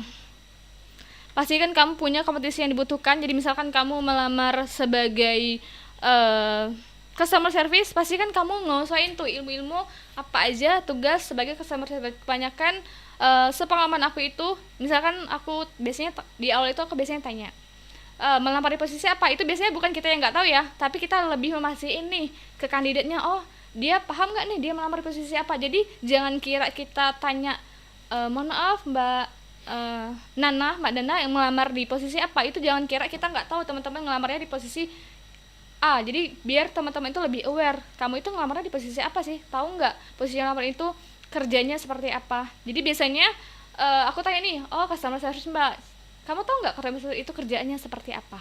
Jangan sampai kamu jawab saya nggak tahu. Itu jawaban-jawaban yang sangat-sangat salah sih menurut aku. Kamu harus tahu bidang yang kamu lamar ini apa sih kerjaannya seperti apa sih, kamu harus tahu. Jadi kamu harus tahu kompetisinya. Terus yang kedua, tahu cara jawabnya. Jadi kamu harus tahu pertama tadi kompetisinya, bidang yang kamu lamar, posisi yang kamu lamar itu apa, kamu harus tahu detailnya seperti apa. Dan kedua, tahu cara jawabnya. Jadi kalau dari aku sih tipsnya kamu harus sering-sering latihan di cermin nih. Dari cermin, cara ngomong kamu, mungkin ini butuh waktu yang lama ya, tapi kamu latihan aja terus, mungkin nanti akan membuahkan hasil. Oke, next. Nah, tadi ini udah aku dibahas di awal juga ya. Jadi untuk nambah kompetisi kamu, untuk pengembangan kompetisi kamu, yang pertama kamu harus terbuka sama pengalaman baru. Jadi pengalaman baru itu tadi yang udah aku bahas ya. Jadi kalau misalkan kamu punya pengalaman magang itu biasanya kan dari sekolah atau dari kampus tuh. Nah, kamu jangan fokus ke satu divisi tempat kamu diplotin. Kalau bisa kamu tahu juga nih di bidang-bidang lain ini pekerjaannya seperti apa. Jadi mungkin aja nanti di future di masa depan kamu dipindahnya di posisi lain atau melamar tertarik di posisi lain itu. Jadi kamu udah tahu nih gambarannya seperti apa. Jadi jangan hanya fokus di satu pengalaman. Kalau bisa kamu tetap terus harus terbuka terhadap pengalaman baru. Terus yang kedua, pelajari dan aplikasikan. Jadi kamu harus pelajari konten pengumuman dari kamu, coba aplikasikan dan dokumentasikan dalam portfolio yang kamu punya. Jadi dari hasil pengalaman kamu itu, kamu coba nih aplikasikan dalam portfolio kamu. Jadi misalkan sebagai admin, terus kamu diplotin di magang itu sebagai admin juga. Nah, di admin itu kamu punya pengalaman apa? Mungkin punya pengalaman arsiparis sebagai arsip. Nah, kamu boleh masukin tuh di portofolionya buat. Jadi kemarin saya udah mengarsipin 1000 dokumen, caranya seperti ini agar lebih mudah untuk dicari. Atau kamu punya pengalaman buat surat ini, surat itu. Nah, pengalaman admin itu mungkin bagi sebagian orang terlihat mudah ya teman-teman, tapi ada yang sebagian orang pengalaman admin ini atau skill admin ini ternyata adalah beberapa orang yang tidak menguasainya. Jadi jangan sepele, pengalaman admin semua orang bisa, ya nggak semua orang bisa lah ternyata. Jadi ada juga lah beberapa orang yang bahkan di administrasi ini merupakan satu challenge atau tantangan bagi dia. Jadi jangan sepelein pengalaman kamu, sekecil apapun kamu bisa masukin ke portofolio kamu. Terus yang terakhir, proaktif, cari mentor, cari kelas, jangan pernah berhenti belajar. Jadi kamu harus terus ngupgrade diri kamu, terus jadi lebih baik. Seperti itu, jangan pernah berhenti belajar. Oke, lanjut. Nah, kita ternyata udah sampai di tahap akhir materi ya. Di sini ada sedikit quotes dari John Wooden. Jadi beliau bilang kesuksesan datang dari mengetahui bahwa kamu telah melakukan yang terbaik untuk menjadi versi terbaik dari dirimu. Jadi kamu untuk mencapai sukses, kamu harus terus belajar, terus ngembangin diri kamu. Terus pasti ada yang dikorbankan, seperti video yang kita putar di awal. Kamu untuk mendapatkan sesuatu pasti harus ada yang kamu korbankan. Jadi nggak ada cara instan untuk sukses. Bahkan pop mie aja butuh waktu 3 menit untuk kita sebelum makan ya, sebelum kita makan untuk komputer. Jadi manusia juga butuh waktu, nggak ada cara yang instan. Jadi kita semua itu berproses di jalannya masing-masing. Lanjut. Nah teman-teman, kita udah sampai di tahap akhir materi. Jadi mungkin itu sedikit banyak materi yang bisa aku sampaikan hari ini karena keterbatasan waktu juga ya. Nah bagi teman-teman yang pengen lebih dalam mengetahui dari buat CV itu gimana, cara jawab interview itu gimana, mungkin bagi yang bingung juga berkarir, aku bingung nih, udah lulus pengen berkarir di bidang apa, atau udah dapat kerja, cara survive atau bertahan di perusahaan itu gimana. Nah kebetulan kita di Zona Tumbuh itu ada beberapa kelas premium. Jadi kebetulan banget hari ini kita lagi promo, semua kelas per kelasnya hanya 49.000. Jadi masing-masing kelas hanya seharga 49.000 dari harga normalnya 100.000. Jadi ini kesempatan bagi teman-teman. Mungkin ini hanya seharga 2 gelas kopi teman-teman ya. Biasanya Gen Z pasti ngopi ya. Biasanya kopinya seharga 25.000, ini hanya seharga 2 gelas kopi teman-teman. Jadi nggak usah ngopi lah 2 hari, bisa beli kelas nih untuk untuk jangka panjang, bahkan akan berpengaruh nih di diri teman-teman. Jadi nggak usah ngopi 2 kali, nggak usah beli kopi 2 kali, teman-teman bisa beli kelas nih, seperti itu. Nah, kebetulan kita ada juga promo lain. Boleh next.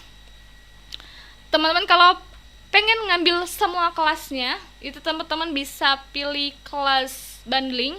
Itu harganya hanya 99.000, teman-teman dapat 3 kelas.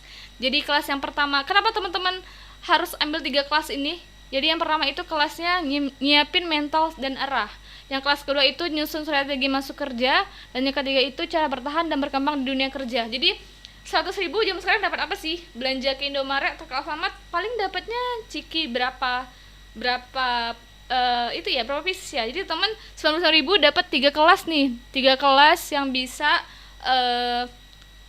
jadi investasi dari teman-teman ke depannya.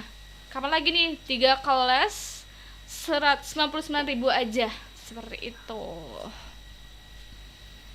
Oke. Nah, selain itu kalau teman-teman bingung berkarir di bidang apa, pengen one by one konsultan, itu bisa pakai jasa kita juga. Kita kebetulan ada jasa konsultasi karir, itu hanya 50.000 aja. Itu teman-teman dapat 3 kali sesi. Itu teman-teman boleh tanya apapun karena itu sesi private. Sebagai teman-teman yang bingung nih buat CV, mungkin masih bingung, oh nih aku baru lulus nih, bingung nih, udah dijelasin tapi bingung mulainya dari mana buat CV-nya ya. Atau teman-teman boleh pakai jasa kita. Kita juga ada jasa buat CV dan cover letter, itu hanya 30.000 aja. Oh, nah kebetulan untuk teman-teman yang join di hari ini, semua teman-teman yang join di hari ini dapat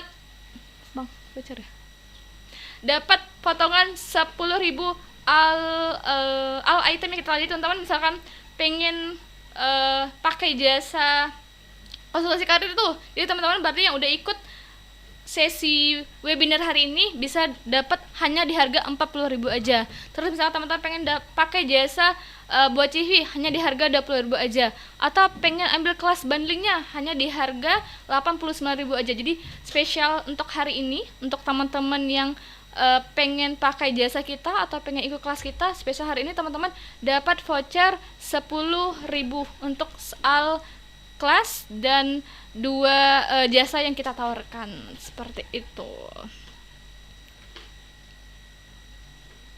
Oke, nah ini untuk teman-teman kalau misalkan tertarik, tadi ada pertanyaan mengenai yang udah aku sampaikan tadi, boleh chat di nomor kita, di nomor admin kita, terus atau boleh email kita, boleh follow juga TikTok dan akun Instagram kita. Nah, kebetulan kita itu domisilinya di Kalimantan Barat nih teman-teman. Mungkin nggak nyangka ya, kita itu di Kalbar, di Kuburaya untuk domisili kita. Oke, saya kembalikan mungkin ke host, silakan Bang Dana. Oke, terima kasih Kak Nur. Ya, jadi Chat ya, Bang. sangat ini Di ya, kolom sangat chat banget. admin, host. Oke. Kedengaran nggak suaranya? Follow up di grup. Ya. Follow up di grup. Jadi di sini ada beberapa Host pertanyaan nih, bagi banyak teman-teman sekali nih Kak ya, yang menanya ini. Mungkin kita buka termin kali ya, bukan termin lagi sih, udah banyak penanya. Jadi untuk malam ini kita mohon maaf, mungkin kita akan batasi dan selebihnya nanti bisa di chat ke admin untuk mempersingkat waktu juga ya kakak-kakak, abang, mungkin ada mbaknya atau siapa. Nanti akan ada conclusion juga. Jadi kita akan persilahkan oleh Kak Maika Doanti. Ada Kak Maika Doanti? Ya, saya Kak. Ya, mungkin dipersingkat saja ya Kak ya. Ya. Oke, terima Maika kasih. Doan. Nah, tadi mau nanya sih Kak terkait CV. Ya. Oke, saya Maika Doanti Olando dari Medan. Terima kasih atas kesempatan dari kakak moderator yang terima kasih atas kesempatan yang telah kakak berikan kepada saya untuk menyampaikan pertanyaan. Oke, pertanyaan saya yang pertama, apakah kita harus mencapai beberapa pelatihan di CV saat melamar suatu posisi? Pertanyaan kedua, saya kakak di pengalaman saya pribadi, saya apply suatu pekerjaan itu saya langsung mendapat balasan di hari esoknya. Saya tuh baru melakukan riset, jadi saya bingung, belum memahami bagaimana prosedur terkait posisi yang saya lamar. Jadi saya minta tipsnya bagaimana saya bisa nanti ngejawab wawancara pertanyaan dari si rekruter tersebut. Nah, dan yang ketiga, CV yang baik dan benar itu harus berapa halaman sih Kak, yang plotnya gitu berapa halaman? Terima kasih ya Kak atas waktunya.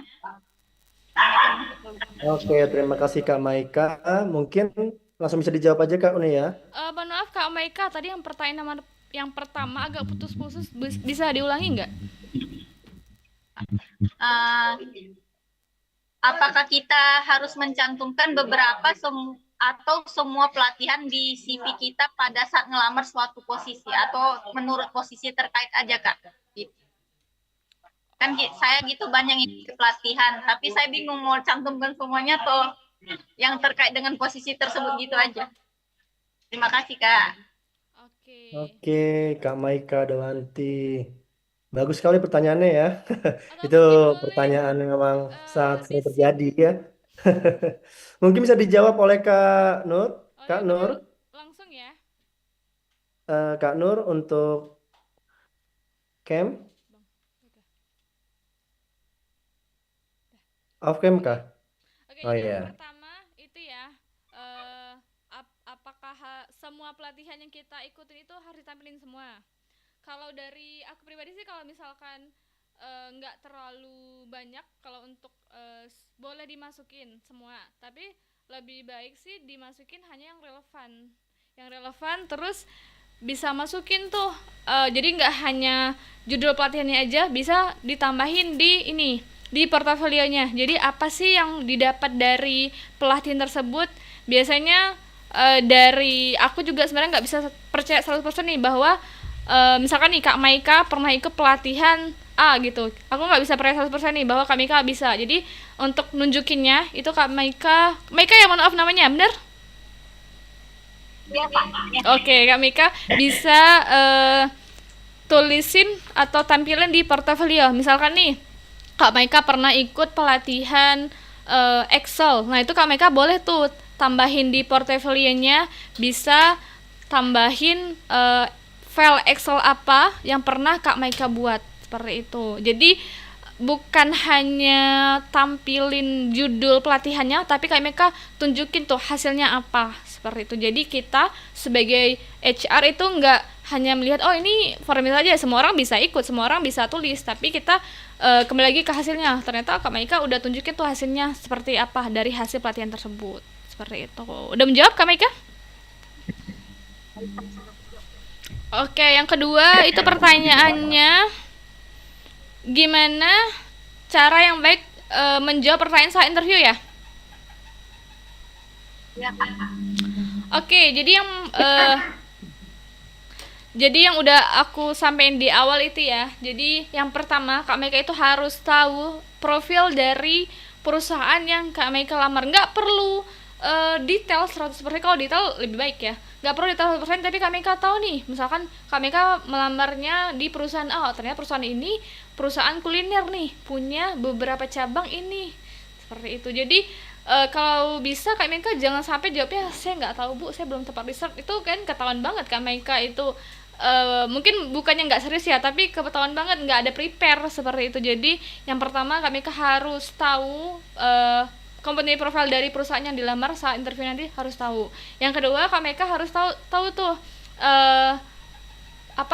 pekerjaan dari posisi yang Kak Maika ini. Misalkan Kak Maika ngelamarnya di posisi di kita lamar katanya di lamar itu, menurut kamu kerjanya seperti apa itu Kak Maika cari. Nah, menurut saya di lamar itu kerjanya bakal seperti ini. Jadi kita nggak menjudge dia nih salah, kita nggak menjudge salah atau benar ya, tapi kita pengen tahu sejauh mana sih kandidat ini tahu posisi yang dia lamar. Jadi kita nggak di saat interview itu sebenarnya nggak ada judge benar atau salah, tapi kita pengen lihat sejauh mana keseriusan dari kandidat ini, gimana sih dia effortnya berusaha keterima dari kita. Kadang tuh aku ini loh Kak Mika, kadang aku tuh sedih loh biasanya kalau kandidat bagus tapi kita bingung letakkannya di mana ya. Kadang tuh kayak gitu loh Kak Mika. Kadang tuh kita bilang oh dia ini udah bagus tuh tapi kita saat ini nggak cari yang karena seperti ini, sayang banget ya. Kadang tuh kita sebagai HR ada loh di posisi-posisi tersebut.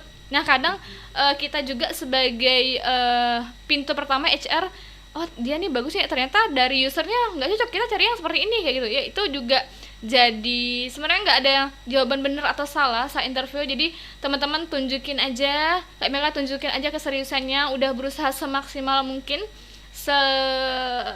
sebaik mungkin untuk menghadapi interview itu. Kita bakal HR itu bakal lihat loh, ternyata dia ini serius, ternyata dia ini asal datang aja, asal ngelamar aja. Itu ada beberapa, kita bisa lihat dari itu. Jadi yang pertama itu mereka harus tahu perusahaan ini dari company profile-nya seperti apa, terus tunjukin keseriusan, cari tahu sebanyak-banyaknya tentang posisi yang Kak Meka lamar, seperti itu. Terus yang terakhir di CV, gimana sih CV-nya? Jadi CV yang baik itu nggak ada format CV yang saklek sebenarnya Kak Meka. Jadi yang pertama itu tadi udah aku jelasin juga ya. Jadi yang di atas itu ada ada kontaknya, ada pengalamannya. Jadi CV ini seperti gambaran dari Kak Meka. Jadi CV ini kita kan sebagai HR nggak tahu ya, misalkan ada CV masuk sebagai Meka, dia ini orangnya seperti apa. Nah dari kita tahu dari orangnya seperti apa itu kita baca dari CV. Jadi dari CV lah pastikan CV Kak Mika itu, misalkan Kak Mika baca sendiri dari CV-nya, saat baca CV-nya Kak Mika bakal tahu nggak Kak Mika saya itu orangnya seperti apa. Jadi pastiin saat Kak Mika baca CV-nya Kak Mika sendiri, oh saya ini orangnya seperti ini, kemampuan saya itu seperti ini, seperti itu. Jadi sebenarnya nggak ada format CV yang saklek. Jadi pastiin aja CV yang Kak Meka udah kirim ke perusahaan itu benar-benar menjual value dari diri Kak Meka.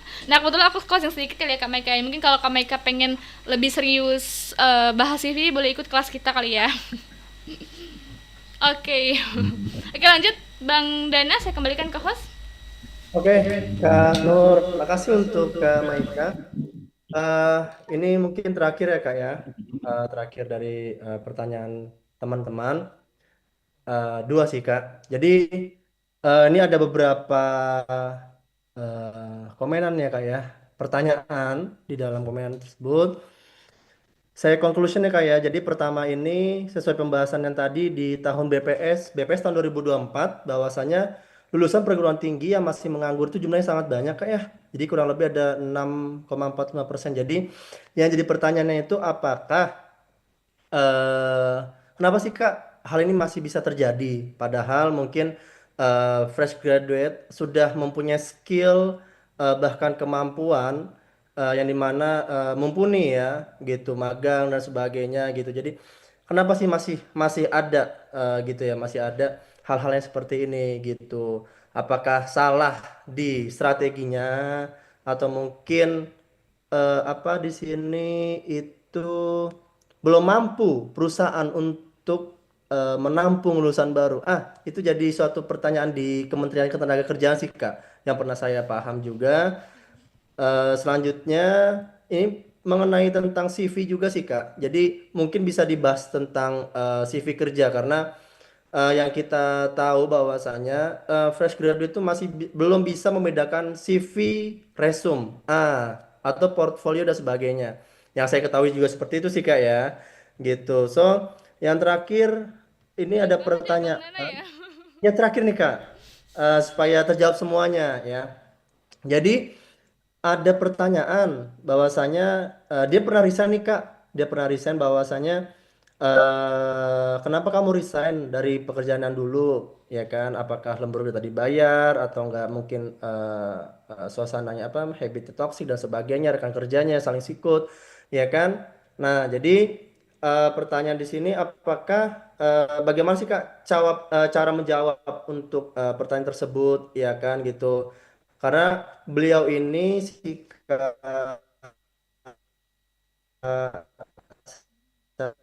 apa sini Kak Sudi ini pernah karena saya ingin bekerja di lingkungan yang sesuai dengan nilai kepribadian diri. Kapan Kak untuk itu? Gimana Kak? Apakah bisa dicerna pertanyaan saya? Jadi pertanyaannya berapa tuh Bang Denda? Pertanyaan kawan-kawan ya saya konklusin ya. Jadi yang terakhir apa gimana nih saya jawabnya nih?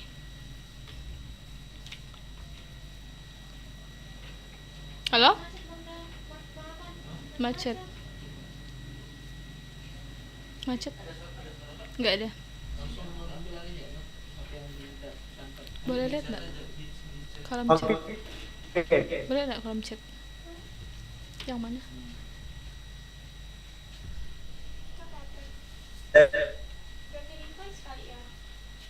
Jadi namanya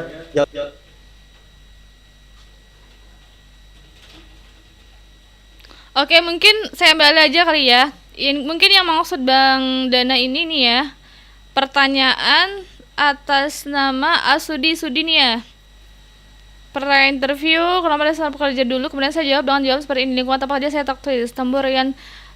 Sebenarnya ini teman-teman, saat menjawab pertanyaan dari saat interview itu kita maksudnya bukan bermaksud bohong ya, teman-teman harus pandai-pandai memilih perkataan yang disampaikan. Jadi misalnya tadi tuh kayak lingkungan kerjanya toksik. Nah, toksik ini toksiknya seperti apa? Jadi jangan sampaikan aja lingkungan kerjanya menurut saya kurang pas dengan lingkungan kerja ideal menurut saya. Nah, ideal menurut saya itu seperti ini, jadi pandai-pandailah memilih kata yang akan disampaikan saat di interview. Jadi saya nggak bilang teman-teman harus bohong, tapi teman-teman harus belajar berkosakata. Jadi teman-teman harus pandai-pandai. Jadi biasanya kan toksik ini seperti apa? Apakah dia yang toksik atau benar-benar emang lingkungannya toksik? Jadi teman-teman harus pandai-pandai mengolah atau memilih kata. Jadi menurut saya dulu itu lingkungan kerjanya itu tidak ideal bagi saya. Nah, tidak idealnya seperti apa? Tidak idealnya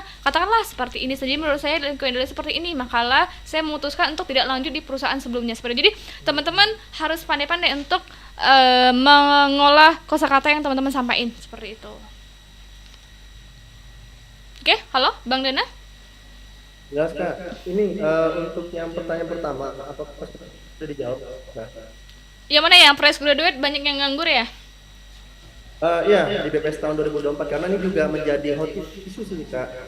Gitu untuk di Kementerian. Oke, jadi dari pengalaman aku juga waktu aku seangkatan itu banyak juga yang teman-teman aku yang udah dapat kerja, tapi teman-teman itu banyak yang masih nganggur. Biasanya sih yang aku baca itu kenapa? Karena biasanya aku baca ya, fresh graduate ini punya ekspektasi kerja yang tinggi. Terus terlalu memilih-milih pekerjaan. Jadi teman-teman untuk first job, untuk kerjaan pertama teman-teman itu kalau bisa jangan pilih-pilih. Jangan pilih-pilih kerja mau gajinya rendah, mau gajinya tinggi, mau kerjanya enak atau enggak enak. Nah, soalnya enak itu teman-teman bakal beradaptasi di 1-3 bulan awal. Itu nah setelah teman-teman terima gaji deh, itu pasti teman ya udah deh masa bodoh udah terima gaji, apalagi kalau gajinya lumayan ya.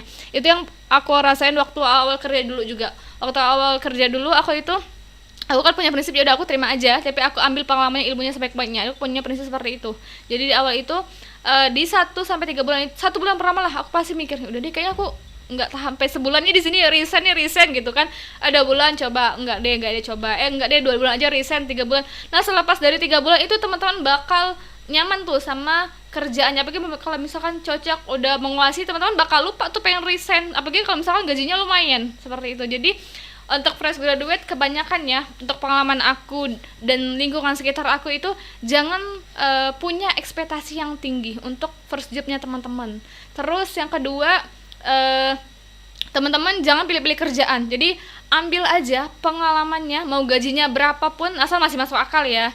Masuk akalnya aku ini kalau misalkan teman-teman untuk makan, untuk transport udah cukup itu aja.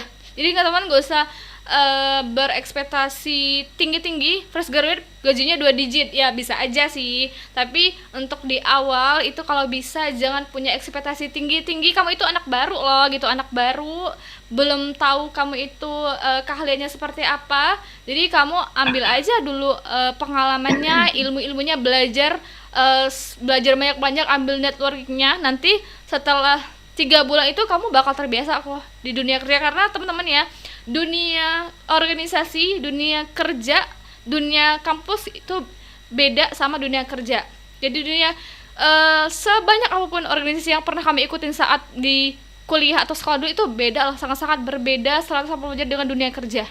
Jadi ketika kamu masuk ke dunia kerja, kalau bisa bertahan dulu deh, ambil ilmunya, bertahan dulu deh sama lingkungannya. Mungkin hal yang baru ya, dibentak-bentak sama atasannya teman, terus disuruh cepat-cepat kerja. Kamu harus beradaptasi dengan cepat. Di 1-3 bulan itu kamu penyesuaianlah sama diri kamu. Nah, kalau udah 3 bulan itu diri kamu itu bakal terbiasa, bakal omelan atasan masa bodoh, yang penting gajian kayak gitu ya.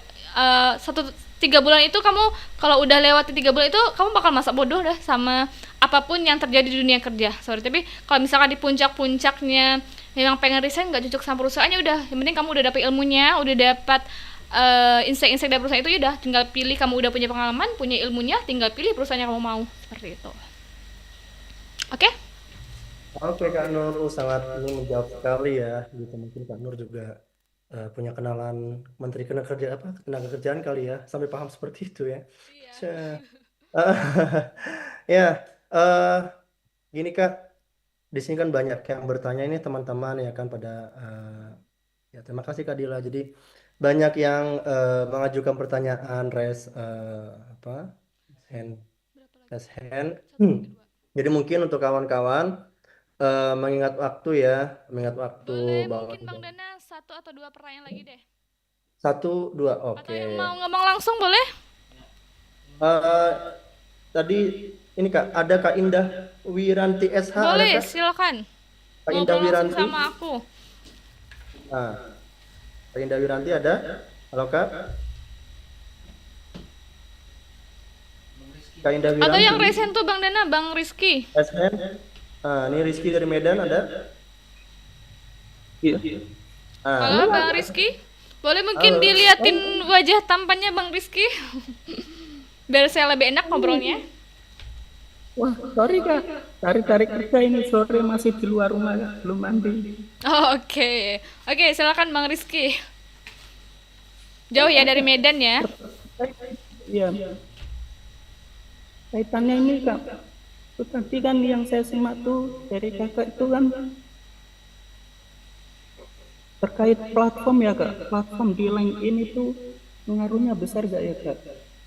Kan dibandingkan hanya mengandalkan CV tradisional, cara menyelesaikan brand online agar selaras dengan informasi yang disajikan gitu Kak. Apakah nanti juga ada perbedaan utama Kak, antara preparasi online itu dan membangun personal brand secara online ya? Apakah ini dan itu tampilan itu mempengaruhi gak Kak? Tampilan seseorang di CV itu dalam yang tidak tercantum ya, namun kan sangat berpengaruh dalam proses seleksi itu Kak. Oke, mungkin aku Itu sih Kak mungkin dari saya. simpulin ya Bang Rizky ya. Mungkin maksudnya Bang Rizky itu pertama, LinkedIn itu berpengaruh nggak sama kita dapetin kerja atau enggak? Terus di personal branding itu berpengaruh nggak ya? Seperti itu? Oke. Iya, Kak. Oke, mungkin kalau yang di LinkedIn itu teman-teman bisa cantumin portofolio teman-teman, karena biasanya aku juga tuh biasanya cari beberapa orang profesional yang atau udah ada portfolio untuk nempatin posisi di perusahaan aku yang aku butuhin. Jadi sedikit banyak di LinkedIn itu kan kita bisa tampilin ya, tampilin portofolio, tampilin pengalaman atau foto-foto, atau intinya dari hasil kinerja teman-teman itu kita bisa tampilin di LinkedIn. Tapi kalau misalnya teman-teman belum nguasain LinkedIn, bisa dari media sosialnya, misalkan biasanya Instagram atau TikTok. Nah, biasanya Aku tuh juga ngeliat tuh dari profil TikTok atau Instagramnya, lihat bukan hanya dari skill ya, tapi lihat orang ini cocok nggak nih sama perusahaan kami. Misalkan di perusahaan itu budayanya apa ya? Misalkan budaya Islami, ternyata dia punya culture yang mungkin tidak sejalan nih sama perusahaan itu, nah otomatis nggak cocok. Jadi bukan menyatakan itu salah, tapi mungkin aja dari hasil media sosial itu nggak cocok nih sama perusahaannya. Ternyata teman-teman nih orangnya apa ya, kalau dibilang itu ya, anak-anak Gen Z sekarang bilangnya ya, orangnya terbuka lah gitu, orangnya terbuka terhadap nggak mau dibatasin tentang spiritual, pengennya kerja aja di perusahaan normal-normal aja. Tapi di perusahaan itu teman-teman ngelamarnya di perusahaan yang spiritual company seperti, jadi nggak cocok seperti itu. Jadi terus balik lagi juga aku sampein di personal branding itu, teman-teman namanya media sosial ya, tampilin yang baik-baiknya aja. Tampilin teman-teman itu orang yang tidak terjangkau, sangat-sangat baik seperti itu. Kita nggak bilang berbohong ya, tapi jangan tampilin hal-hal yang mungkin bisa jadi pernyataan negatif di media sosialnya teman-teman seperti itu. Bahkan kita mungkin bisa lihat nih, yang ternyata yang di follow dia ini orang yang aneh-aneh ya, ternyata seperti itu. Kita bisa lihat dari followernya juga, ternyata lihat dari followernya dia ini banyak belajar loh seperti itu. Itu tapi nggak dari poin menjadi poin 100% nih, mungkin menjadi sedikit poin pertimbangan seperti itu. Oke, cukup menjawab. Bang siapa tadi, Rizky? Oh iya kak, ini yang menanggapi sedikit itu yang tahu dari kakak itu ya, mungkin ada nggak ya kak risiko jika personal brand online itu bertolak belakang dengan isi CV atau yang biasa kita kenal itu dengan performan interview, itu menurut kakak gimana kak?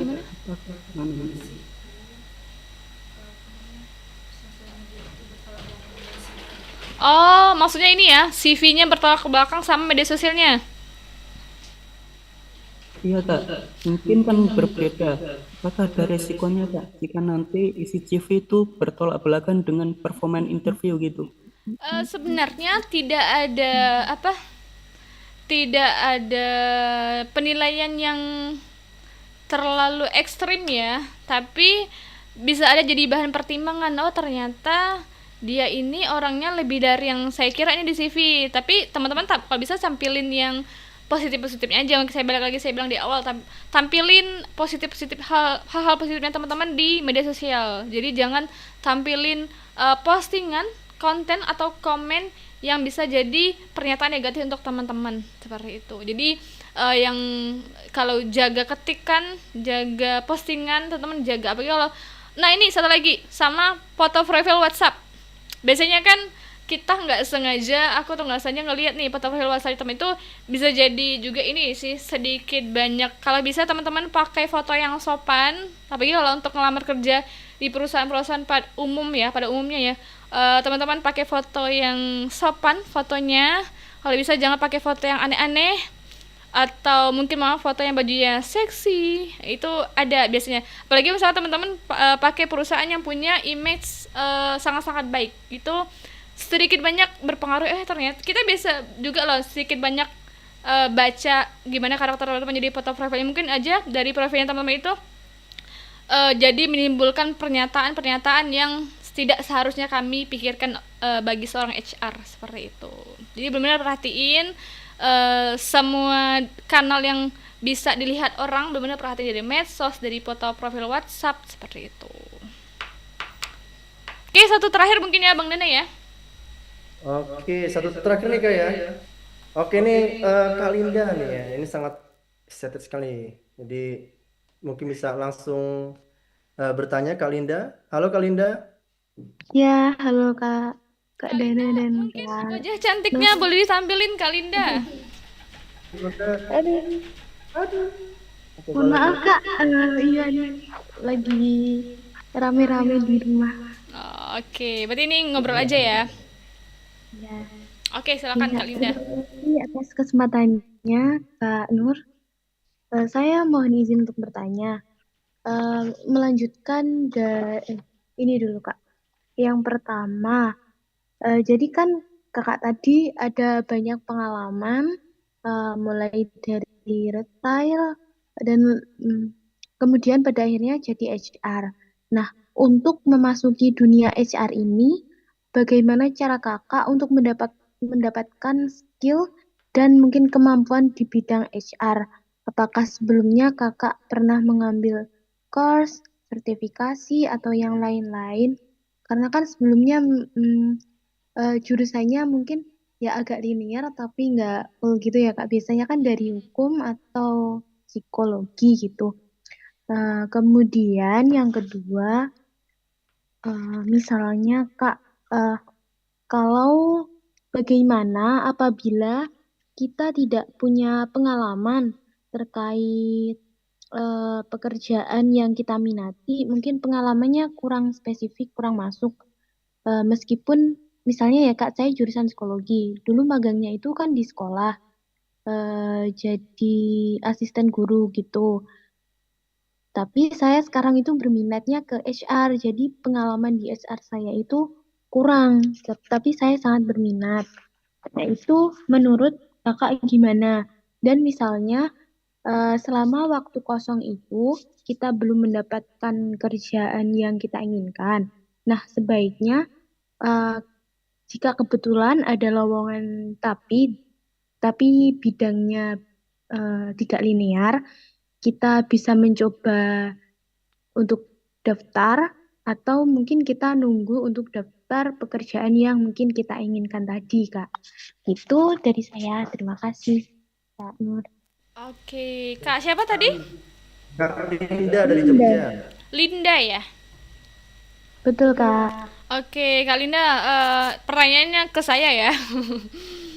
Oke, jadi emang jurusan saya tuh nggak mungkin ya bagi teman-teman kok sarjana komputer jadi HR seperti itu. Gimana ceritanya? Seperti itu. Jadi cerita saya bisa nekunin di HR itu sebenarnya berawal dari dari komunitas aku dulu. Jadi aku tuh dulu ikut komunitas nulis.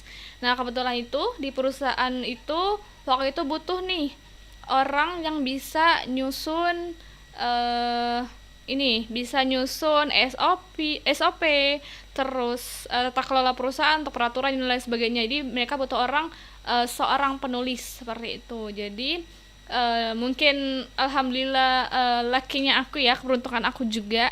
Jadi kemarin masuklah ke dunia HR itu sebagai kemarin di awal itu admin tata kelola perusahaan, tapi di HR juga.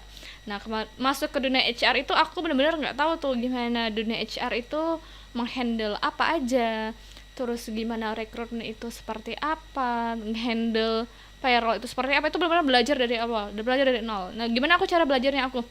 Jadi aku itu emang orangnya punya keingintahuan yang sangat-sangat tinggi. Jadi kalau aku nggak tahu atau nguasain satu bidang, aku bakal belajar terus-terusan.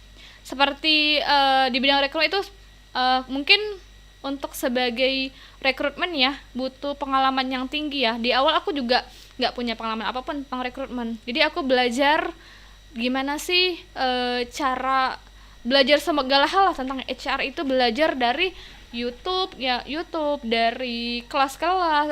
Aku ngeluarin budget aku pribadi untuk beli kelas atau bayar kelas, bayar mentor untuk supaya aku bisa bertumbuh. Jadi seperti aku katain di awal, kita harus ada yang dikorbankan untuk mencapai sesuatu ya. Aku ngorbanin tuh kemarin waktunya aku, uangnya aku untuk lebih mengupgrade diri aku seperti itu. Terus pertanyaan kedua dari tadi mungkin Kak Linda pengen ya berkarya di bidang HR tapi magangnya kemarin sebagai asisten guru ya. Jadi mungkin bisa aja Kak Linda, biasanya itu aku lihat di beberapa job portal ya, itu banyak internship sebagai HR. Nah, boleh tuh, bisa tuh Kak Linda mulai dari internship atau magang. Itu biasanya banyak tuh yang online mungkin, atau bisa aja Kak Linda nawarin tuh ke perusahaan portofolionya seperti apa, terus nawarin ke perusahaan, cari nih perusahaan yang mau nerima karyawan magang untuk belajar. Itu biasanya perusahaan sangat-sangat open sih kalau untuk itu. Tapi ya siap-siap Kak Linda ngorbanin waktunya. Jadi biasanya internship itu ada yang dibayar, ada yang mungkin nggak dibayar sama sekali. Jadi Kak Linda dapat ilmunya aja. Jadi tapi kembali lagi ke Kak Linda, apakah Kak Linda siap ngorbanin waktunya kerja? Jadi magang itu kan kayak kerja ya, kerja tanpa dibayar, tapi Kak Linda bisa dapat ilmunya nih, bisa dapat pengalamannya nih, seperti itu. Nah terus misalkan udah ada pengalaman, udah ada panggilan tapi nggak sesuai bidang ya, nggak apa-apa, Kak Linda ambil aja dulu, ambil ilmunya, dan kalau misalkan Kak Linda ternyata bukan cocoknya di HR, cocoknya di bidang lain, ya kenapa nggak ya seriusin aja bidang itu, seperti itu. Jadi mumpung baru fresh graduate, kalau bisa, tapi tergantung Kak Lindanya sih, kalau bisa Kak Linda kalau memang mau seriusin ya yang tadi kembali lagi ke awal, Kak Linda berarti ambil magang atau freelance kalau memang benar-benar mau diserius di HR. Tapi kalau misalkan pengen tahu ilmu lainnya, boleh terima aja tuh kerjaan yang ada dulu, seperti itu. Terima kerjaan yang ada dulu, terus Kak Linda sambil curi-curi. Misalnya Kak Linda di perusahaan A nih, ternyata terimanya di bagian customer service. Nah Kak Linda boleh tuh belajar di HR-nya perusahaan itu. Mungkin sedikit banyak ilmu yang didapat di perusahaan itu bisa nih nanti diimplementasikan ke Kak Linda di posisi lain di perusahaan lain, seperti itu. Karena aku dulu juga gitu Kak Linda, dulu aku waktu di Alfamart, mungkin kalian tahu ya Alfamart ya, perusahaan besar. Dulu aku sebagai di bidang operasionalnya, sebagai COS-nya atau Chief of Store-nya, aku di bidang operasional.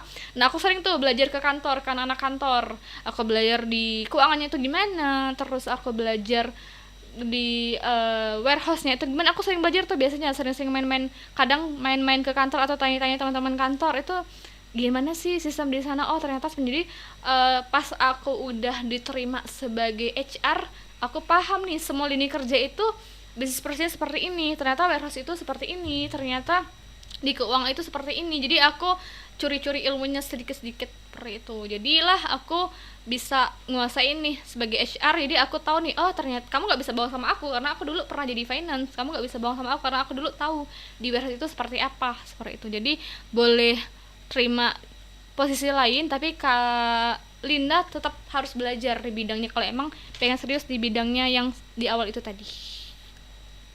Oke? Oke, bagaimana Kak Linda? Sudah terjawab semuanya? Apa jawabannya? Alhamdulillah sudah sangat menjawab Kak. Terima kasih banyak ya.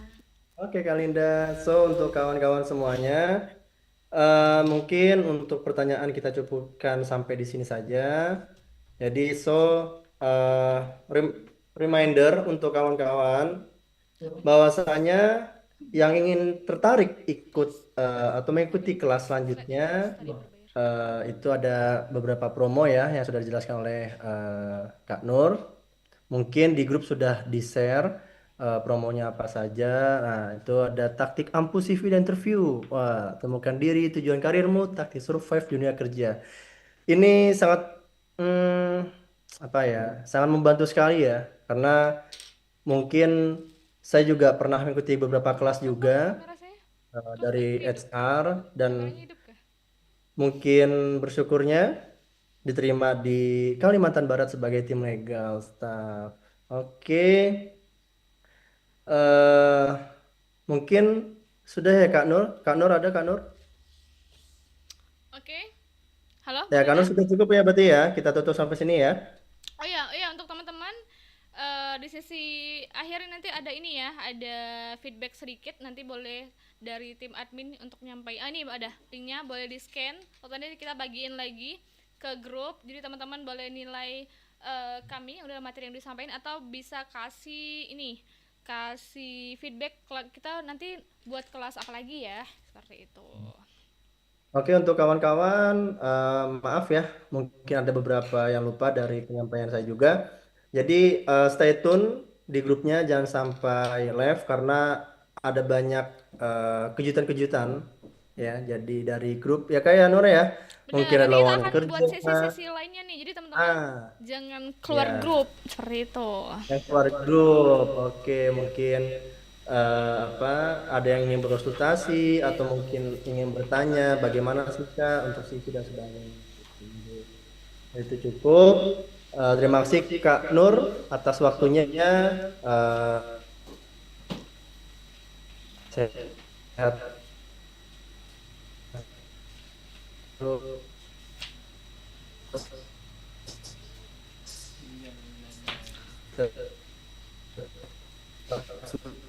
ya kak ya. Kita udah tutup kali ya. Kita akan foto bersama. Iya. Ayo kak, kita on cam. On cam. Foto-foto SS. Teman-teman boleh on cam, kita foto sebentar ya. Bentar ya buat dokumentasi. Nih, terima kasih kawan-kawan ya dari seluruh penjuru Nusantara ya.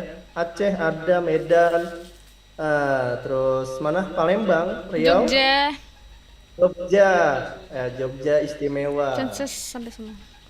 Bekasi, Cikarang, Tambun. Senyum semuanya senyum. Oke. Kita foto dulu, nanti akan kita bagiin di grup fotonya. Kawan-kawan juga ya, siapkan HP-nya karena jangan lupa habis selesai foto bersama tag di IG kita ya, gitu. Post dan di tag, jangan lupa. Oke, Kak Nur sudah siap? Oke, sudah? Sudah difoto operator? Hitung. 1, 2, 3. Saya lagi 1, Oke, jangan 3 2, ya. 3.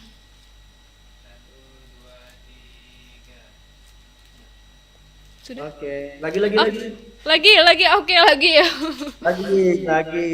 Kurang seru kan nih, antusias sekali nih emang kakak-kakak ini. Ya kan? Ayo, 1.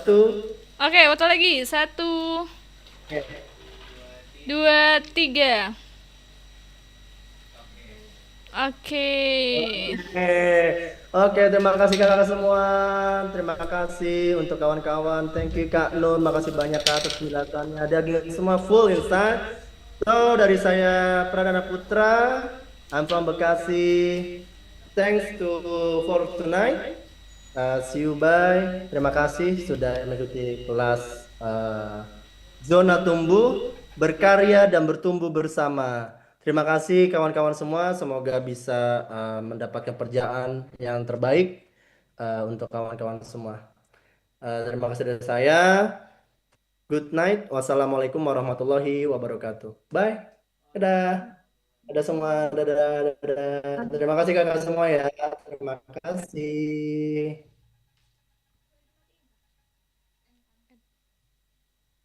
Bisa live ya kak ya. Bisa live. Kasih, dadah semua, dadah. Terima kasih Kak Dila, dadah. Rizky Medan, dadah. Nabila.